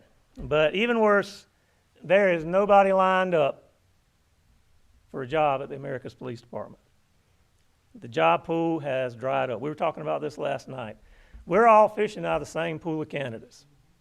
And it ain't even a pool. It's like a muddy, thick puddle of just a handful, and we're all competing for them. Some of us have more tools for that competition than others. When I first went to Albany, I left Thomasville after 20 years and went to Albany PD to be a deputy chief. My first job there, I was assigned to support and recruitment. We had a little over 50 openings. I think Chief Persley, when he takes a minute, is going to say he's got a few more than that now. But we thought we were dying with 50 openings out of 240 something. We ran 4 recruitments a year. We would average 30 to 40 applicants that made it through the initial screening, meaning they had a pulse, they were over 18 or over 21 for us then, and they had a high school diploma. We would bring them all in for testing day. We'd sit them in one room. We'd hand out criminal history consent forms. They'd all sign it. We'd run around the room and notarize it. And then we gave them a written test. And while they were taking the written test, we'd go run their histories real quick. When they finished the written test, we'd come back and serve warrants on the ones who were wanted. There were always 2 or 3, so we could go ahead and call them out and quit wasting time on them. And by the end of the process, we would normally have 10. If we could get 12, we were doing great, and send them to the academy. I was there for 7 years. We never really made a dent in the 50. We'd hire, they'd leave. We'd hire, they'd leave. Since I've been here in Americas, the closest I've come to full was 4. I got down to 4, and it lasted right at 5 months. And then we had some retirements, and I had some young folks finish their 2-year commitment, and off they went. So, what can we do? There aren't any qualified applicants out there that are interested in becoming police officers. And a lot of the ones that come to us, if they're coming from another department, they usually have issues. We have hired a couple from corrections, sorry, but they've turned out real good. So we love getting state officers, but that's rare because they're going to take a huge pay cut to come to us. So we need your help. We need our legislators to help us stop the false narrative that Butch talked about and that others have talked about today, that law enforcement officers in Georgia are wantonly killing people, that we're all corrupt, that we're all in it for the gain. As you heard from Director Ayers just now, that's just simply not true. The numbers do not support that. So we need you and our citizens to hold us accountable. We want you to hold us accountable, but we want you to hold us accountable to what's true. We want that accountability to be based on data and not on rumor, not on public opinion, not on political gain or whatever's in the media right now. It needs to be based on data. So the survey that he just passed out to y'all, that was a voluntary survey that we did over about a week's time at GACP. We'll have, 240 something? The salary one was for about a week. The other one, with the use of force, was 254 departments. Yeah, we had 254 out of, 600 something members we got in the association, so a fraction. We need a statewide database for use of force incidents. And that needs to be state funded, and it needs to be state run, and it needs to be uniform across the board. We need you to pass legislation that says we're all going to report to it, whether we like it or not, so that we have real data about what's going on in the state of Georgia, and we can refute the false narrative. We need your help to make law enforcement a competitive and attractive career for our young people. Salaries for law enforcement officers vary wildly across the state, as you've already heard. Our smaller rural agencies cannot compete with the state, and we cannot compete with metro areas. The Colonel mentioned the disparity between what some of the metro agencies are paying and what the State Patrol can pay. They rank 17th. I don't even want to know what America's PD ranks. There's like an $18,000 to $20,000 gap between my starting salary and what you can make if you're willing to go up in the metro area. The only thing I've got to sell is we're a nice small town. So I can offer you rural life. I can't offer you any money. We need help with that. We need to get our salaries up across the board. So how can we do that? Well, you've already heard several times today, we need a statewide retirement system that's uniform for all state agencies and for cities and counties. Something that we can all pay into, that the cities and counties can pay into, that the officer would be encouraged to stay in the field. Even if they change departments, at least they'll be encouraged to stay in the field if they can stay in that retirement system and know, even though I go to another agency, I'm not having to start over. Okay? I'll give you my own example. All right? So I spent 20 years in Thomasville. We had a 401. So when I left, I could take that with me, which is great.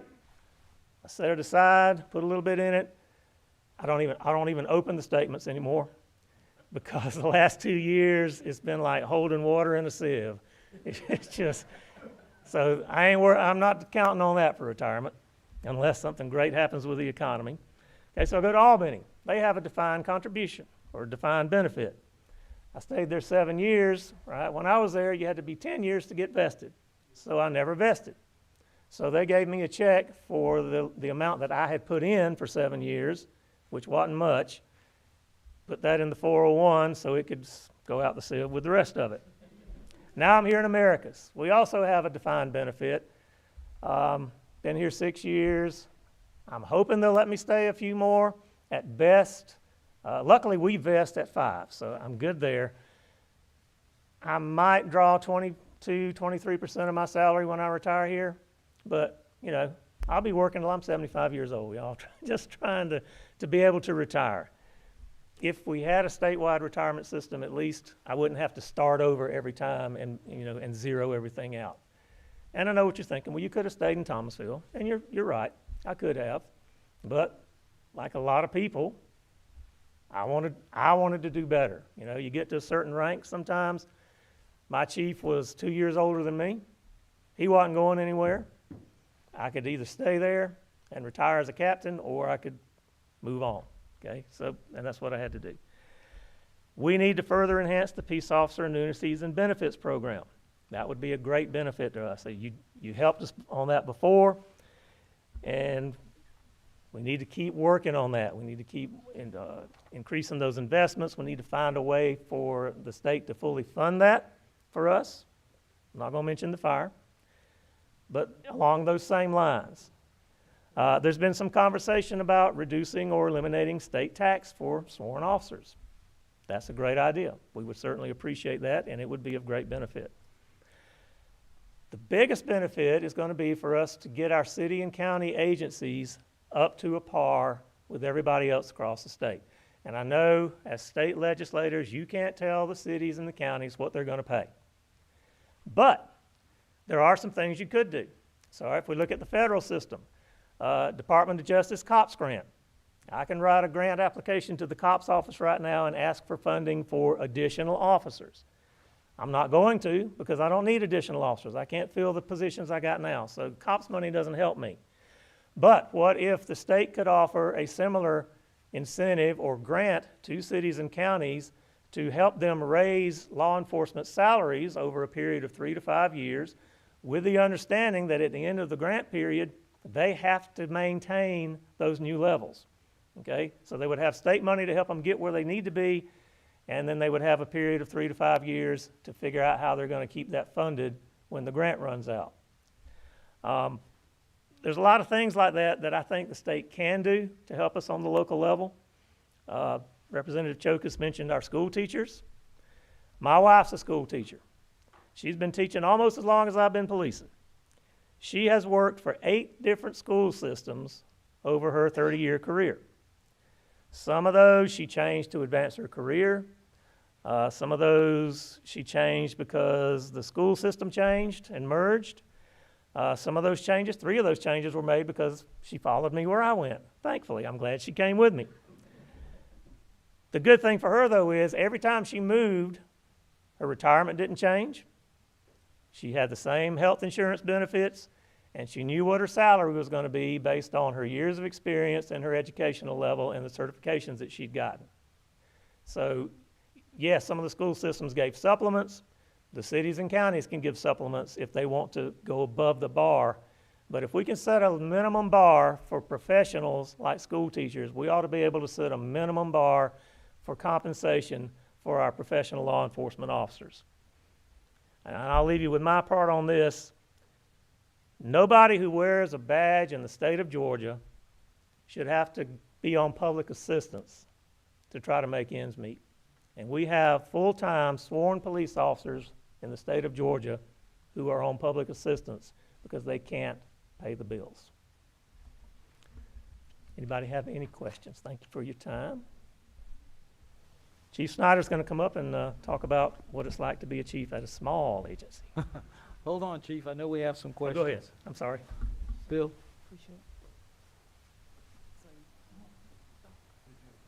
Anybody have any questions? What about you? You good? Go ahead. I thought that we were already working on, isn't there already a database coming online for the use of force reporting? There's a federal database, and it's the FBI's running it, but it's voluntary. Voluntary. And it's only for use of deadly force or serious injury. So we voluntarily report. It takes me about 30 seconds because I log in and hit the 0 report button. We need that statewide, but we also need to know, taser uses, OC spray uses, baton uses. Those are the things that catch headlines that we aren't capturing data on. What's the name of the federal one? I forgot. It's called the FBI National, yep. National Use of Force Data Collection Program. Okay. And I think, was it like 20% of agencies across the country are reporting? It's a small number. Yeah, they actually have increased over the last couple of years. It's probably right around 60%. But Sorry. About that particular report there is, with the FBI's report, number one, it's voluntary if you're a local or state agency. Number two, it's only capturing the information that you submit, if you submit it, as it relates to a fatality or serious injury. And what is happening is, if departments don't have that, they're just not filling out the report at all because they didn't have any activity that report would capture. So therefore, that it's actually coming back in a negative light, saying, well, there's 40 or 50% of the law enforcement agencies throughout the nation that are not reporting their use of force. Just that's really not true. What's happening is they probably did not, it's voluntary, but also they probably did not have an incident. We talked about how rare the use of force was in our circumstances here in the state of Georgia, is that these agencies may not have had a deadly force incident, may not have had a serious injury. And that's why I think some of the reporting at the federal level is somewhat skewed.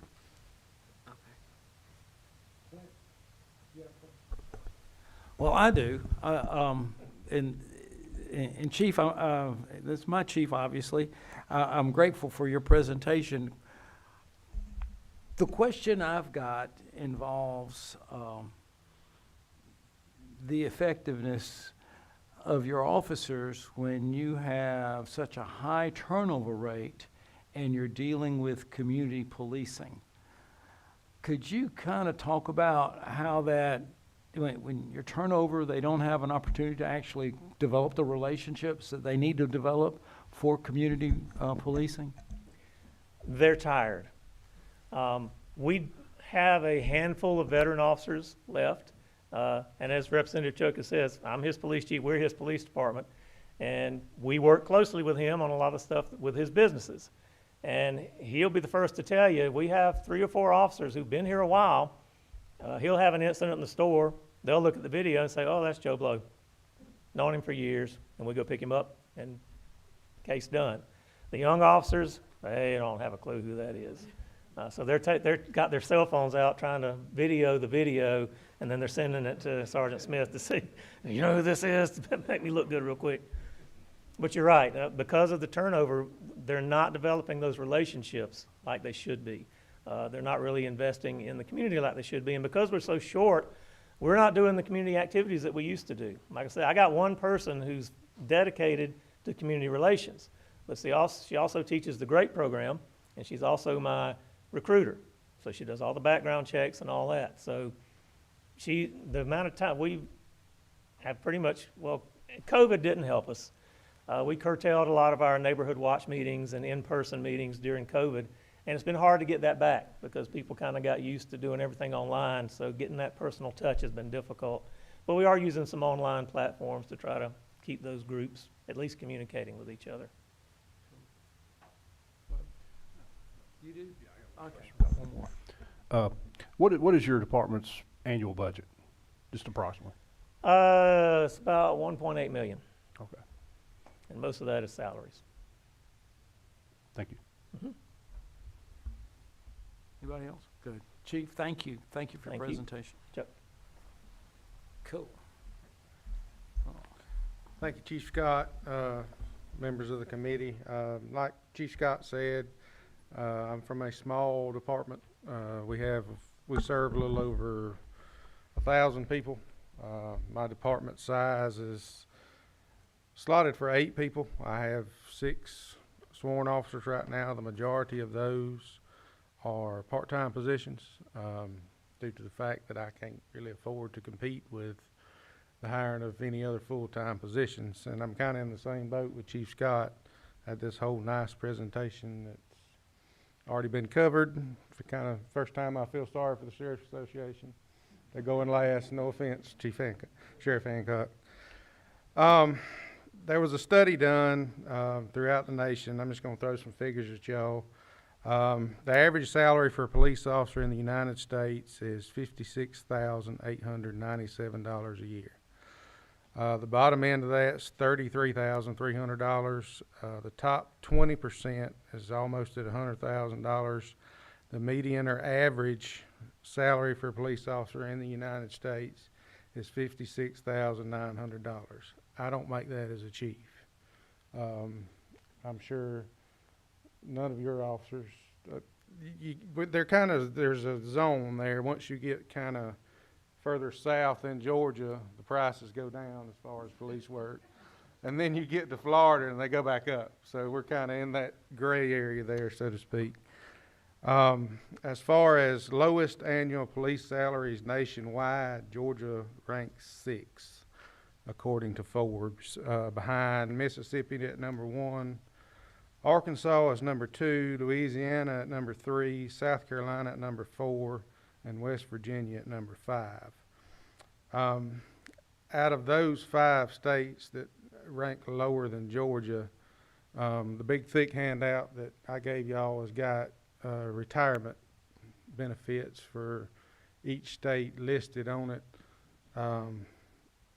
All but one of those states have a statewide retirement, either for all public safety or police officers, all public safety officers. The highest annual police salaries nationwide, believe it or not, California ranks number 1, followed by Alaska, New Jersey, Washington, Hawaii, nowhere around here. One of the ways that police officers kind of make up for that, especially down in South Georgia, is working off-duty jobs. The State Patrol doesn't have that luxury. I think they're forbidden from working any second employment, and there's a lot of departments going to that.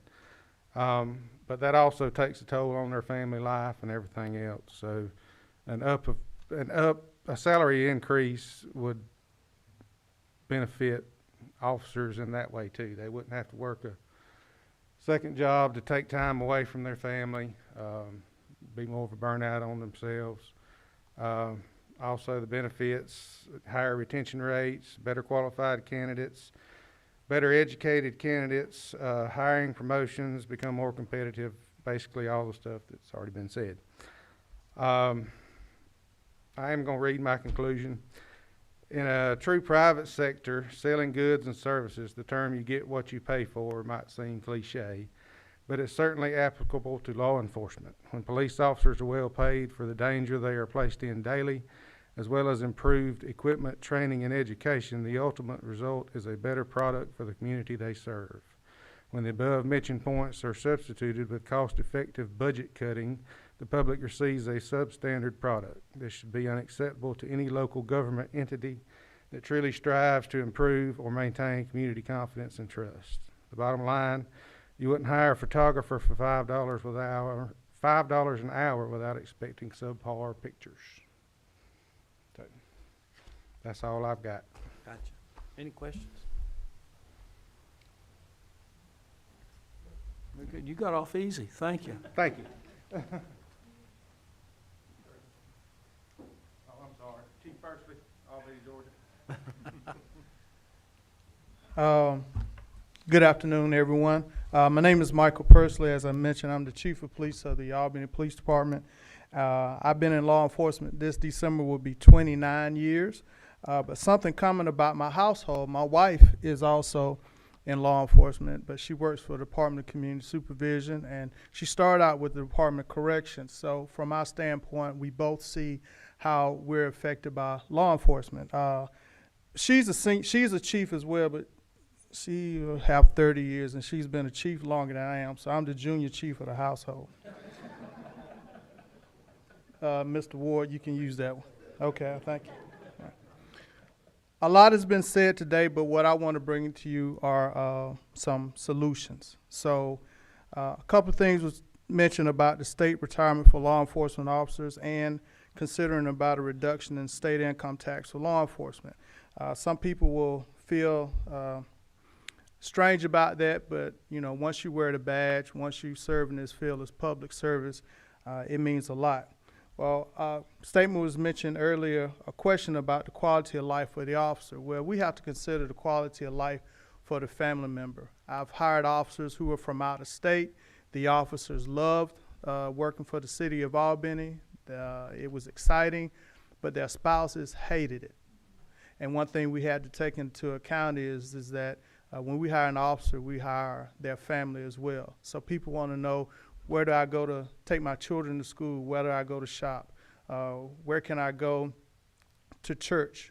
Their whole well-being. When the officer is not at work, what other things are available? Kind of along the lines of Chief Scott, you know, down in Southwest Georgia, what all can I offer? I said, well, you're about 3 hours away from Panama City, 3 hours away from Jacksonville, and kind of up to, you know, down from Atlanta. And I bring up that point because last week, MARTA Police Department came to Albany, Georgia to recruit. And they were recruiting college students. And I was asked, well, you know, well, what are you going to do about it? What can I do about it? Because MARTA isn't recruiting for MARTA. MARTA's recruiting for Atlanta, Georgia. So there are some things when the quality of life that we have to look at. So though the quality of life is more so on the municipality, it's, you know, not much the legislature can do. But what are some other things that can be done to help draw people?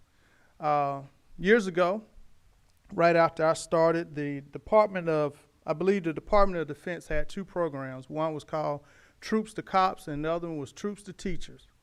What if the state came up with a program that you want to look at people who are transitioning out of the military from my bases, from Fort Benning to Fort Gordon, Fort Stewart, Warner Robins, Moody, Kings Bay, all of our military installations, and we had a program for them to transition from their military career into a career in law enforcement.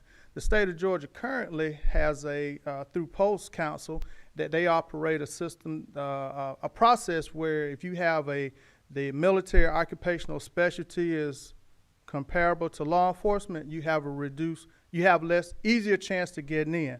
Well, if we had this program, now you could try to pull on those people who are getting out the military instead of them going back to their homes. So if you want to target the college graduates and to try to compete, there was a program, I don't know if it's still in effect, but it was called Teach for America. And under Teach for America, you found people, college graduates, and they were recruited to come teach in some of the more challenging areas along the lines of STEM.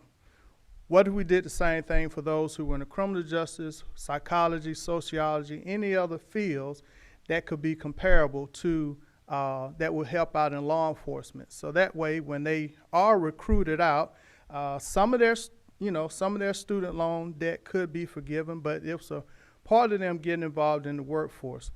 If we're able to find those types of incentives to draw a qualified workforce, then that will help, and that's just for all of us, that it would help.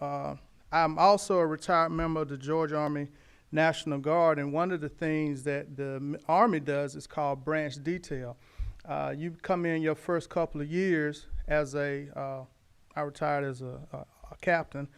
You come in your first couple of years and you have to go into the infantry. You do those 2 years in infantry, then you'll go somewhere else.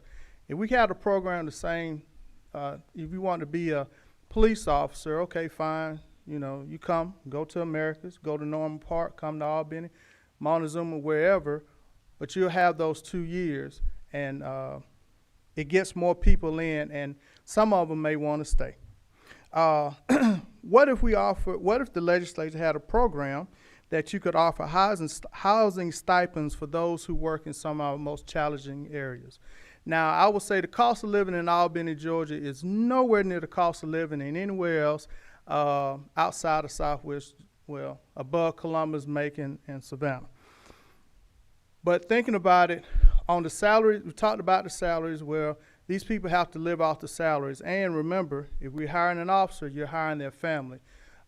Their quality of life is a challenge. So some agencies are offering a housing stipend, but if certain agencies qualify for a program to where they can get that funding to give to officers to help them find an adequate place to stay. Another program, and this is something that we're pushing through the Georgia Association of Chiefs of Police when it comes to state certification. Well, let me take you back. So Department of Justice, was it last year, came out with a program where you have to report your use of force data if you want to get federal dollars. If you don't report it, you don't get federal dollars. I'm just being real about this. Everyone has to have some skin in the game. So when you have you have a law enforcement agency that is a state certified agency, you do have an agency that's working. They're doing the best practices. They're doing the right things. They have policies and procedures. And right now, the only thing we get is a discount on our insurance, 20%. Okay? Well, for those agencies to go that step to want to be state certified, what other funding can they get to help within their recruitment and retention? That's a return on the investment. I fully know that anything that we spend of taxpayers' dollars, there's a return on the investment considered or expected, and that's some of the things I just wanted to offer the legislature, that for these programs, that if they were to come to existence, how do you have a return on investment? Make sure we're doing our part, because we need the people. When we don't get the people, this is what we experience. I will speak specifically for the city of Albany. I'm authorized 214 positions. Right now, I have about 55 vacancies, from patrol officer all the way up to my assistant chief just retired. So that includes that position. But for entry-level positions, I can hire 35 people right now. The problem is I can't put 35 people in the my regional police academy. Well, when I'm not able to do that, citizens have to wait on response calls. We have to then decide and get into the conversation about what calls we will respond to and what calls we won't respond to. barking dogs, feral cats, and wild chickens. If you're from rural Georgia, that is on your plate. But at the end of the day, the people who call about those issues are the same ones as passionate who call about people who are firing shots in their neighborhoods, breaking into their cars, and just causing total chaos, that it kills the perception that the community has of their law enforcement. Other things, we talked about the workload. There's more workload coming, but we have less people to do it. And what happens, people get tired and people leave. I stole an officer from the county police in Dougherty County. He came and worked for us, and next thing I know, I think he went to Sumter County. Why? The workload in Albany. So we have a lot of factors. We need people. We need good people. We don't want to reduce our hiring standards just to get people in, because when we reduce our hiring standards and just start hiring anybody, that's when we get more lawsuits. So we're all in this together. We're looking for any assistance that would be grateful for us, because at the end of the day, we want to provide a good service to the citizens of our community. I want to make sure that, and I will even throw in a pitch for my sheriff, Kevin Spruill in Dougherty County. He needs more people to run his jail. I'll throw in a pitch for the Department of Family and Children's Service. They need more people to handle these social issues that lead to these root causes out there. But we're able to find something comprehensive that can support all of us, then we can better serve our populations. Subject to your questions. Any questions? Yes, ma'am. I'll just make a quick comment. So thank you for your presentation. And you can get my information, my phone number. I'm already working on, and it's absent of this committee, I was already working on troops to cops. I'm actually about to meet with troops to teachers in another week or so. So that's already in the works. So we're in line when it comes to those types of solutions. Thank you, ma'am. Thank you. Right. We good? Yeah. You were talking about with one of your suggestions, you were talking about the state certification. Yes. Is that the accreditation you're talking about, the state accreditation? Yeah, well, you have CALEA's accreditation, but then the state, we had our certification, which I also sit on the Joint Review Committee with the state of Georgia, which means we decide who gets it and who doesn't. But it's something that every law enforcement agency, in my opinion, in my professional opinion, that they all need to venture into and work to achieve. And for right now, y'all get a 20% reduction in insurance? 20% reduction in the agency's liability insurance premium. Yes. Okay. If they get it through Georgia, yes. Okay. Mm-hmm. Gotcha. Thank you. All right. Thank you very much. And one final thing, Albany is not as bad as they proclaim us to be. We are a good life city. All right. All right. I think Terry Norris is up with the Sheriff's Association. Yes, sir. I'd like to yield my first part of my time to Sheriff Eric Bryant of Sumter County, followed by Sheriff Billy Hancock of Chris County. If you don't mind, Sheriff. Not at all. Thank you very much. It's good to see home folks. All right. Good afternoon again, everyone. Thank you, Mr. Chairman, and thank you, committee, for being here with us this afternoon. I was slightly offended when I first got here. I noticed the Sheriff's Association was last. But the saying goes, you save the best for last. We are here. I want to first start by saying thank you all my state partners, directors, commissioners for the support you render rural agencies here in South Georgia. I know we could not have do it without the support of each and every one of you, and I'm fortunate enough to have the phone number to each and every one of you, and we appreciate that. I don't want to stand here to repeat anything, but I can tell you I represent the men and women here at the Sumter County Sheriff's Office, where the starting salary is $14.48 an hour, where the annual salary is $33,000 a year. And you ask yourself, how many are you vacant? I have 10 vacancies out of 45 allotted. But how do you keep 35 people for $14 an hour? It's about relationship. And that's what we do. I attend more baby birthday parties, church christenings, barbecue. You have to build relationships to get people to come to work. We can do billboards, we can do commercials, but sometimes it's about relationship with people. And that's what we're doing in South Georgia just to get the job done. Now, Chief, I'd all been mentioning about the different calls we take, also explains, Sheriff, why we're last. See, we can't put those calls off. We can't choose what calls we are not going to take. We have to be responsible for the entire county. Not only that, the jails, the courts, the mental patients, the juveniles, that's why we're at the bottom of the agenda, because we are the cleanup crew. We have to take responsibility for all those things. And one of the things that we would like to see with this committee, because I thought about you guys last night, I promise you I did. I don't know how you're going to figure it out. I don't even know what the answer is. But I can tell you, in order to get public safety, in order to get growth, in order for this state to continue to be the state that it is, you're going to have public safety throughout the state. I don't think I can go to my taxpayers again and ask for a tax hike in order to compensate a deputy sheriff so they don't have to qualify for public assistance.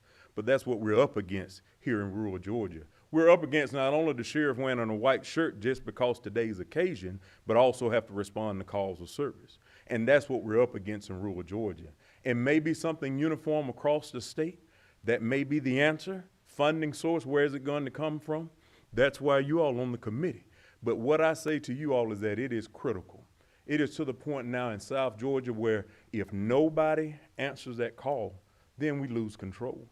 Economy is bad everywhere. Industry is running away. Out of my $7 million budget, of course, 6% of that probably goes towards salary, a $30 million county budget, where some agencies represented may have that just within their law enforcement agency. 80% of that funding, you all, come from taxpayers.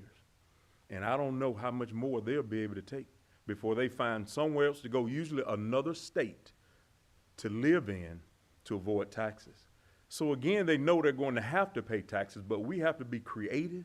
And in 2022, we have to hurry up, or else we're going to be doing this by ourselves. Communities are going to have to be policing their own community, and we want to avoid that. Not going to repeat stats and things that have been said. We thank you all for your time. Thank you all for being here, and whatever we can do in support of coming up with this plan and development, we look forward to it. Thank you. I'll be ready. If you got any questions, ask them now, please. Thank you. Thank you all very much for coming to our part of the world. Chairman, thank you for bringing them here to your hometown. Crisp County is only about 25, 26 miles that way. You cross the lake and you move into the watermelon capital of the world. Sheriff's office of 106 people. I have about 89 working there now. What I challenge each of you to do, for those of you that are not in law enforcement, have not been there, I challenge you to come ride. I challenge you to get in one of these cars for a shift. I challenge you to come ride in a sheriff's car. I challenge you to ride in a police department vehicle to see the difference in law enforcement and what we're dealing with. My partner said it eloquently. There's 187 things that people before you that sit under that gold dome mandated that the sheriff will do. I don't have a choice when I get up in the mornings. It says I will patrol the unincorporated city limits just as I do the incorporated limits, or the incorporated limits just as I do the unincorporated limits if they can't provide law enforcement. In my community, I answered 130 calls inside the city limits of Cordele last month because the numbers are coming up because they can't have the law enforcement. I don't have them, but I don't have a choice. So we don't have 6 people working traffic and helping the state patrol and backing their troopers up on the interstate now. We have 2. We don't have 6 people in investigations working criminal investigations right now. We have 4. We don't have 6 people working a shift 24 hours a day for 292 square miles. At midnight, there's 4 people out there, and it takes 2 to answer 1 domestic call, usually 2 to answer 1 broken window at a business. So that leaves people that aren't patrolled in 292 square miles. And what we haven't said today, and these people that haven't told you, because they're men and women of the profession, is they haven't told you that they're serving in a job that has the highest suicide rate. They're serving in a job that has the highest divorce rate. They're serving in a job that has probably some of the highest alcoholism rate. and seeing 5 and 10 and 15 and 20 years when they've been in a relationship, and maybe even 35, when the spouse leaves because they die or because they can't take it anymore. They haven't told you that they sit there on the foot of the bed and they cry because they miss Christmas and they miss birthdays and they missed anniversaries because they served the people of this state doing something they love to do. And they did it for $33,000, $34,000, $38,000 a year. And they got up every morning and they put a vest on. And unfortunately, in the last 2 weeks, 3 of those Georgia officers didn't come home. A trooper died while training to go out and serve the people. 2 Cobb County deputies are shot while going to serve a theft warrant and ambushed. See, that's what these people do. Go stand in a jail. Go walk around a jail. Go have urine and feces and all thrown at you, and somebody come at you with a toothbrush that they've sharpened down. And the mental health system, ladies and gentlemen, my God, is it broke. We've got people in our jails that are crazy by any other term, and we're having to carry them to court. My budget, I've only got 224,000 people, or 224 people in jail. I'm paying $263,000 a year of taxpayers' money for medicine. I've lost 11 detention officers this year. Some of them haven't even made it a 24-hour shift after walking inside those walls for 12 hours. I don't say that to bash anybody. I say that to thank you for coming and listening and understanding what it's really like to wear this uniform. I was sworn in 1979 as a deputy sheriff. I've been doing this that long. I spent about 10 years wearing a blue and gray uniform. And then I went back home, and that's where I've stayed ever since for almost the last 30-something years. We don't do it because we want to get rich. We do it because it's a calling. It's what we want to do. It's what we believe in our heart.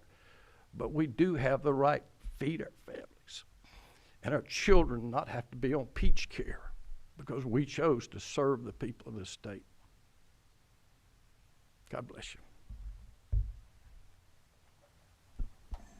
Thank you, Sheriff. I think that we share the mission that all the members of the law enforcement community have. It's a calling. It very much is a calling.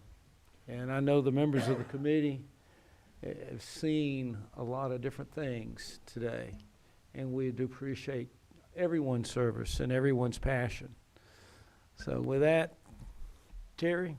Yes, sir. The floor is yours. I don't know if you're going to be able to follow that one. Well, I'm gonna make my comments very brief, and I'm gonna follow up with a more exhaustive conversation in October, if that suits you.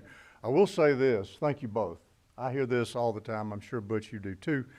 I hear it all the time through the phones, through emails, and certainly at conferences. But Sheriff Hancock referenced 2 Cobb deputies. That was Jonathan Randall Koleski, and Marshall Samuel Irvin. Koleski was a 15-year veteran that made less than $70,000 a year. Irwin had only served about 5. He made less than 60. And it is always my attempt to go to every funeral. I don't get to do it, not just our people, but anybody in our brothers and sisters of law enforcement. I try to go. And the one thing even I overlook is the human side and the family side of everybody's, because you don't typically know these people until you go to their funeral and you hear about them. And that's what is so resoundingly important about you all being here today. I do want to mention a point of levity. I am level 2, Commissioner, and this is why I'm level 2. 2022 session was my 40th session at the General Assembly. And for the past 28 years, I've worked for people like that. And then coupled with my family history, that's why I'm level 2. In all seriousness, the time at the General Assembly has been a learning experience for me. In fact, knew more in 1982 about the process than I did 2022, because it has changed so much. Thank all of you for being here today. It's obvious to me, I know this to be a fact, Speaker Ralston, and I'm so old that every time I say Speaker Ralston, I almost say Speaker Murphy, because I was under Speaker Murphy too. But Speaker Ralston has a deep commitment to law enforcement and public safety in our state, and it's obvious to me because he appointed this study committee and put you on here who do care. I know each and every one of y'all personally. I've talked to you personally. I know when y'all talk to me, you're looking at me and you're listening. It is very difficult for any industry, any profession, any of us to go to the General Assembly and properly explain to legislators our profession, things that are going on in our profession. But you five particularly have always been very kind to me and have listened to me, so thank you. I want to take a point of personal privilege here, and I know I have my friends from ACCG in the back. Talk to Gabe. He's not going to squash me when whatever I say today. Gabe's my buddy. But I really want to kind of go a little further than what the sheriffs said. And it gets lost in the conversation at the General Assembly about some fundamental facts about the office of sheriff. We oftentimes overlook it. It is not a department of county government. Sheriffs, deputy sheriffs, civilians, jailers, they don't work for the county commission. They work for the sheriff, who is funded by the commission. Except that there is exception. A few counties, past sheriffs have signed on to commission personnel policies, so there's some personnel oversight there, but that's not the case in most cases. County commissions have no legal authority over the operations of the office of sheriff, albeit we see that overreaching nature by commissions in some counties, not necessarily this one. Haven't heard any complaints from here for a long time. There's an overreaching nature, and commissions do try to affect the operations of sheriff through budgets. Now, I am hired help. So is Butch. So is every chief in this room, colonel, both colonels. We're all hired help. And we're going to do what the boss says, right? Sheriffs, as you all know, are independent offices. They are elected by the people. They don't work for the county commission. In our state, and like many other states, county governing authorities must fund the office of sheriff, but they have no oversight operationally. So therein, the sheriffs have a little bit different dynamic at home when you talk about funding. I'm certainly not trying to imply that the chief in Albany gets everything he wants from the commission, because I know he doesn't, as do the other chiefs don't either. But that's one step. You go one step further when you don't work for the commission and you try to get a budget. So sometimes, even though everybody has public safety, at least they say they have public safety, as a priority, sometimes that does not translate at our level.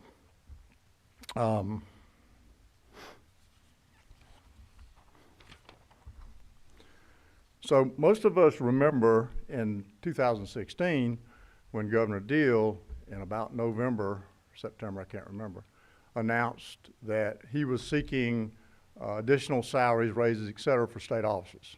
And that occurred in the session of 2017. Since that time, and really even before, the sheriffs and through the association had been trying to identify, other abilities to fund the deputies and improve salaries for jailers and civilian staff. And about that time, as much as the sheriff supported the state officers receiving raises, Carl, we knew that the variance was going to be broader. And that 89,000, who said the 89,000? Who said that a while ago? Somebody said somebody was making 89,000 patrol officers. Somebody said it. Well, that ain't a sheriff's office is what I'm saying. Butch, that's one of your people. That's Metro. But it's still a PD, wasn't it? Metro PD. So, nonetheless. I've got some information, an updated report that I will bring to you on the 6th. It's late in the day, but I do want to mention a couple of things in the end. And we've talked about these before. How can the General Assembly help municipalities, counties with salaries and benefits? I'm not sure they can. We've looked at different options and they've never gone anywhere. And a lot of those options came out of the studies post 2016 and 17. You might remember Lieutenant Governor Casey Cagle had a little platform where we all got together and talked. One was mentioned today, waive state income tax for maybe full-time law enforcement officers making less than a number. I'm guessing that number might be 60. I don't know what the number is. And if you do that, guess what? Our brothers and sisters in fire and EMS are going to want it too. Guess who ain't going to like it? Where you at, Gabe? County commissions ain't going to like it. That could help. Allow local officers the option of participating in state health insurance. In our case, in fact, we're looking at it very closely now. A lot of the health insurance plans we have for sheriff's offices through counties are really not very good. So they've got several sheriff's offices right now seeking to obtain their own health insurance policies.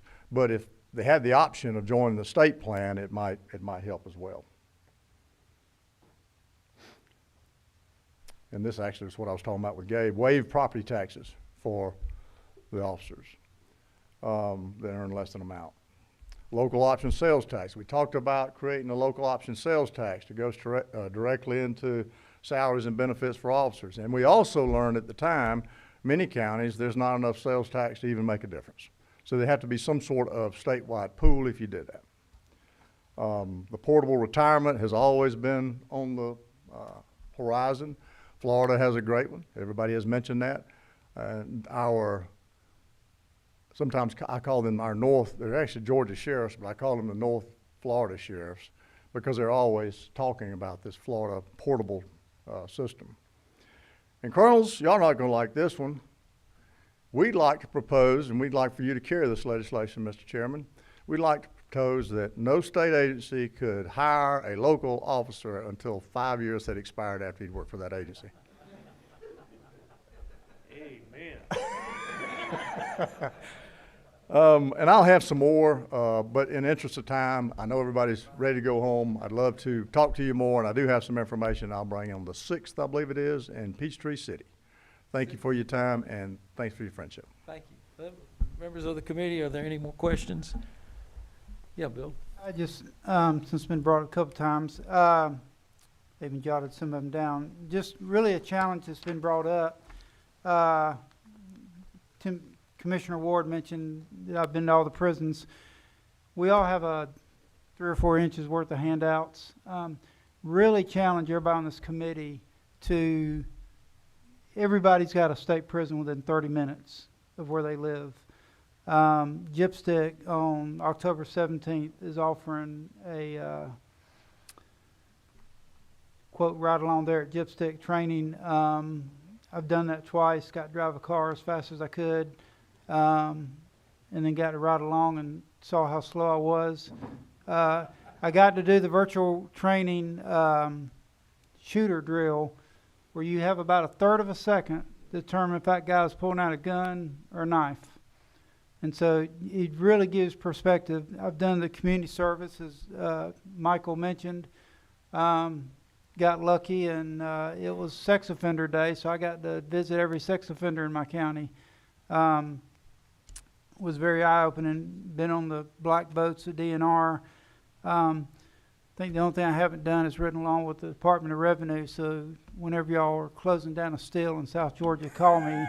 I'd love to do that. But the commissioner's been very good to me with my relationship with them. I've done about everything I can with the prisons. I've been on raids where they'll pull out 60 or 70 shanks in one block. Got a knife that was perfectly formed out of hundreds and hundreds of melted down Jolly Ranchers. These guys are unbelievable. So anyway, just challenge this committee to everybody in here. The State Patrol done that twice since it was so good.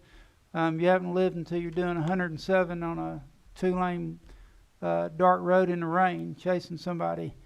So the opportunity's out there, and it's just challenge the committee to take part in doing that.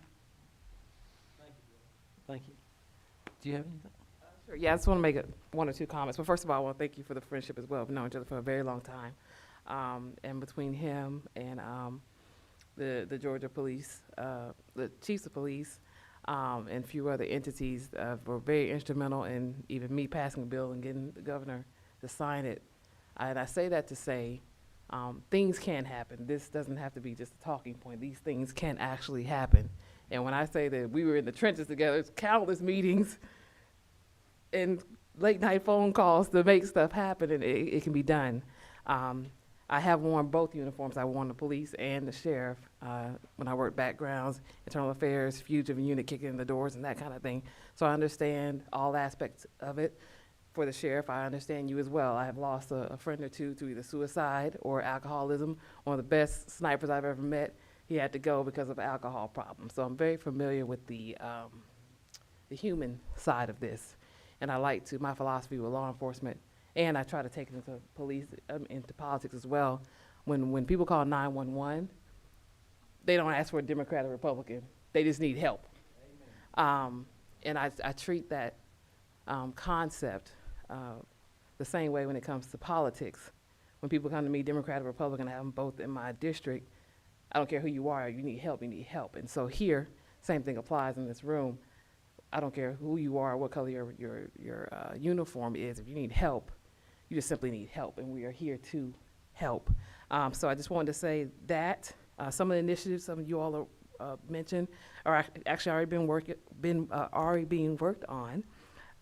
So that's a good thing to note. And also too, I did want to point out the public student loan forgiveness. That's an option for your officers now.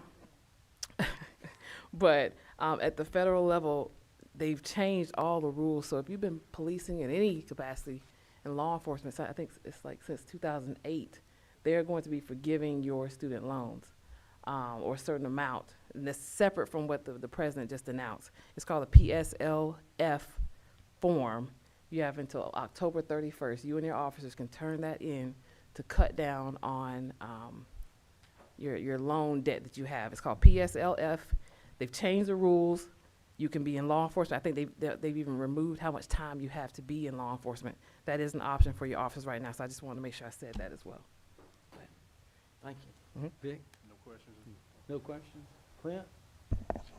Yeah, I don't have any questions either. Just Yasmin, echo what she said. I've worn both uniforms as well, blue and brown, and so it's I appreciate everything y'all do. You know, we're constantly trying to find ways to do anything we can to make it to where we had a conversation earlier, and Major and I with DNR had a conversation earlier.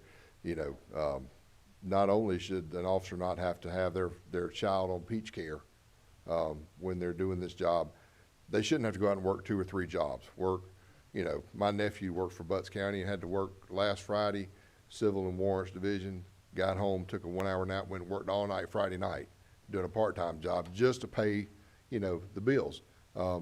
It shouldn't be that way. And so I hope that we're able to come up with some things here to get to where we don't have to do that. Yeah, I don't think we let truck drivers do that, do we? Mr. Chairman, one last point, please. Yes, of course. I would like to, Representative Burkheiser said this, and I would like to go ahead and extend an invitation for you all to visit your county jail.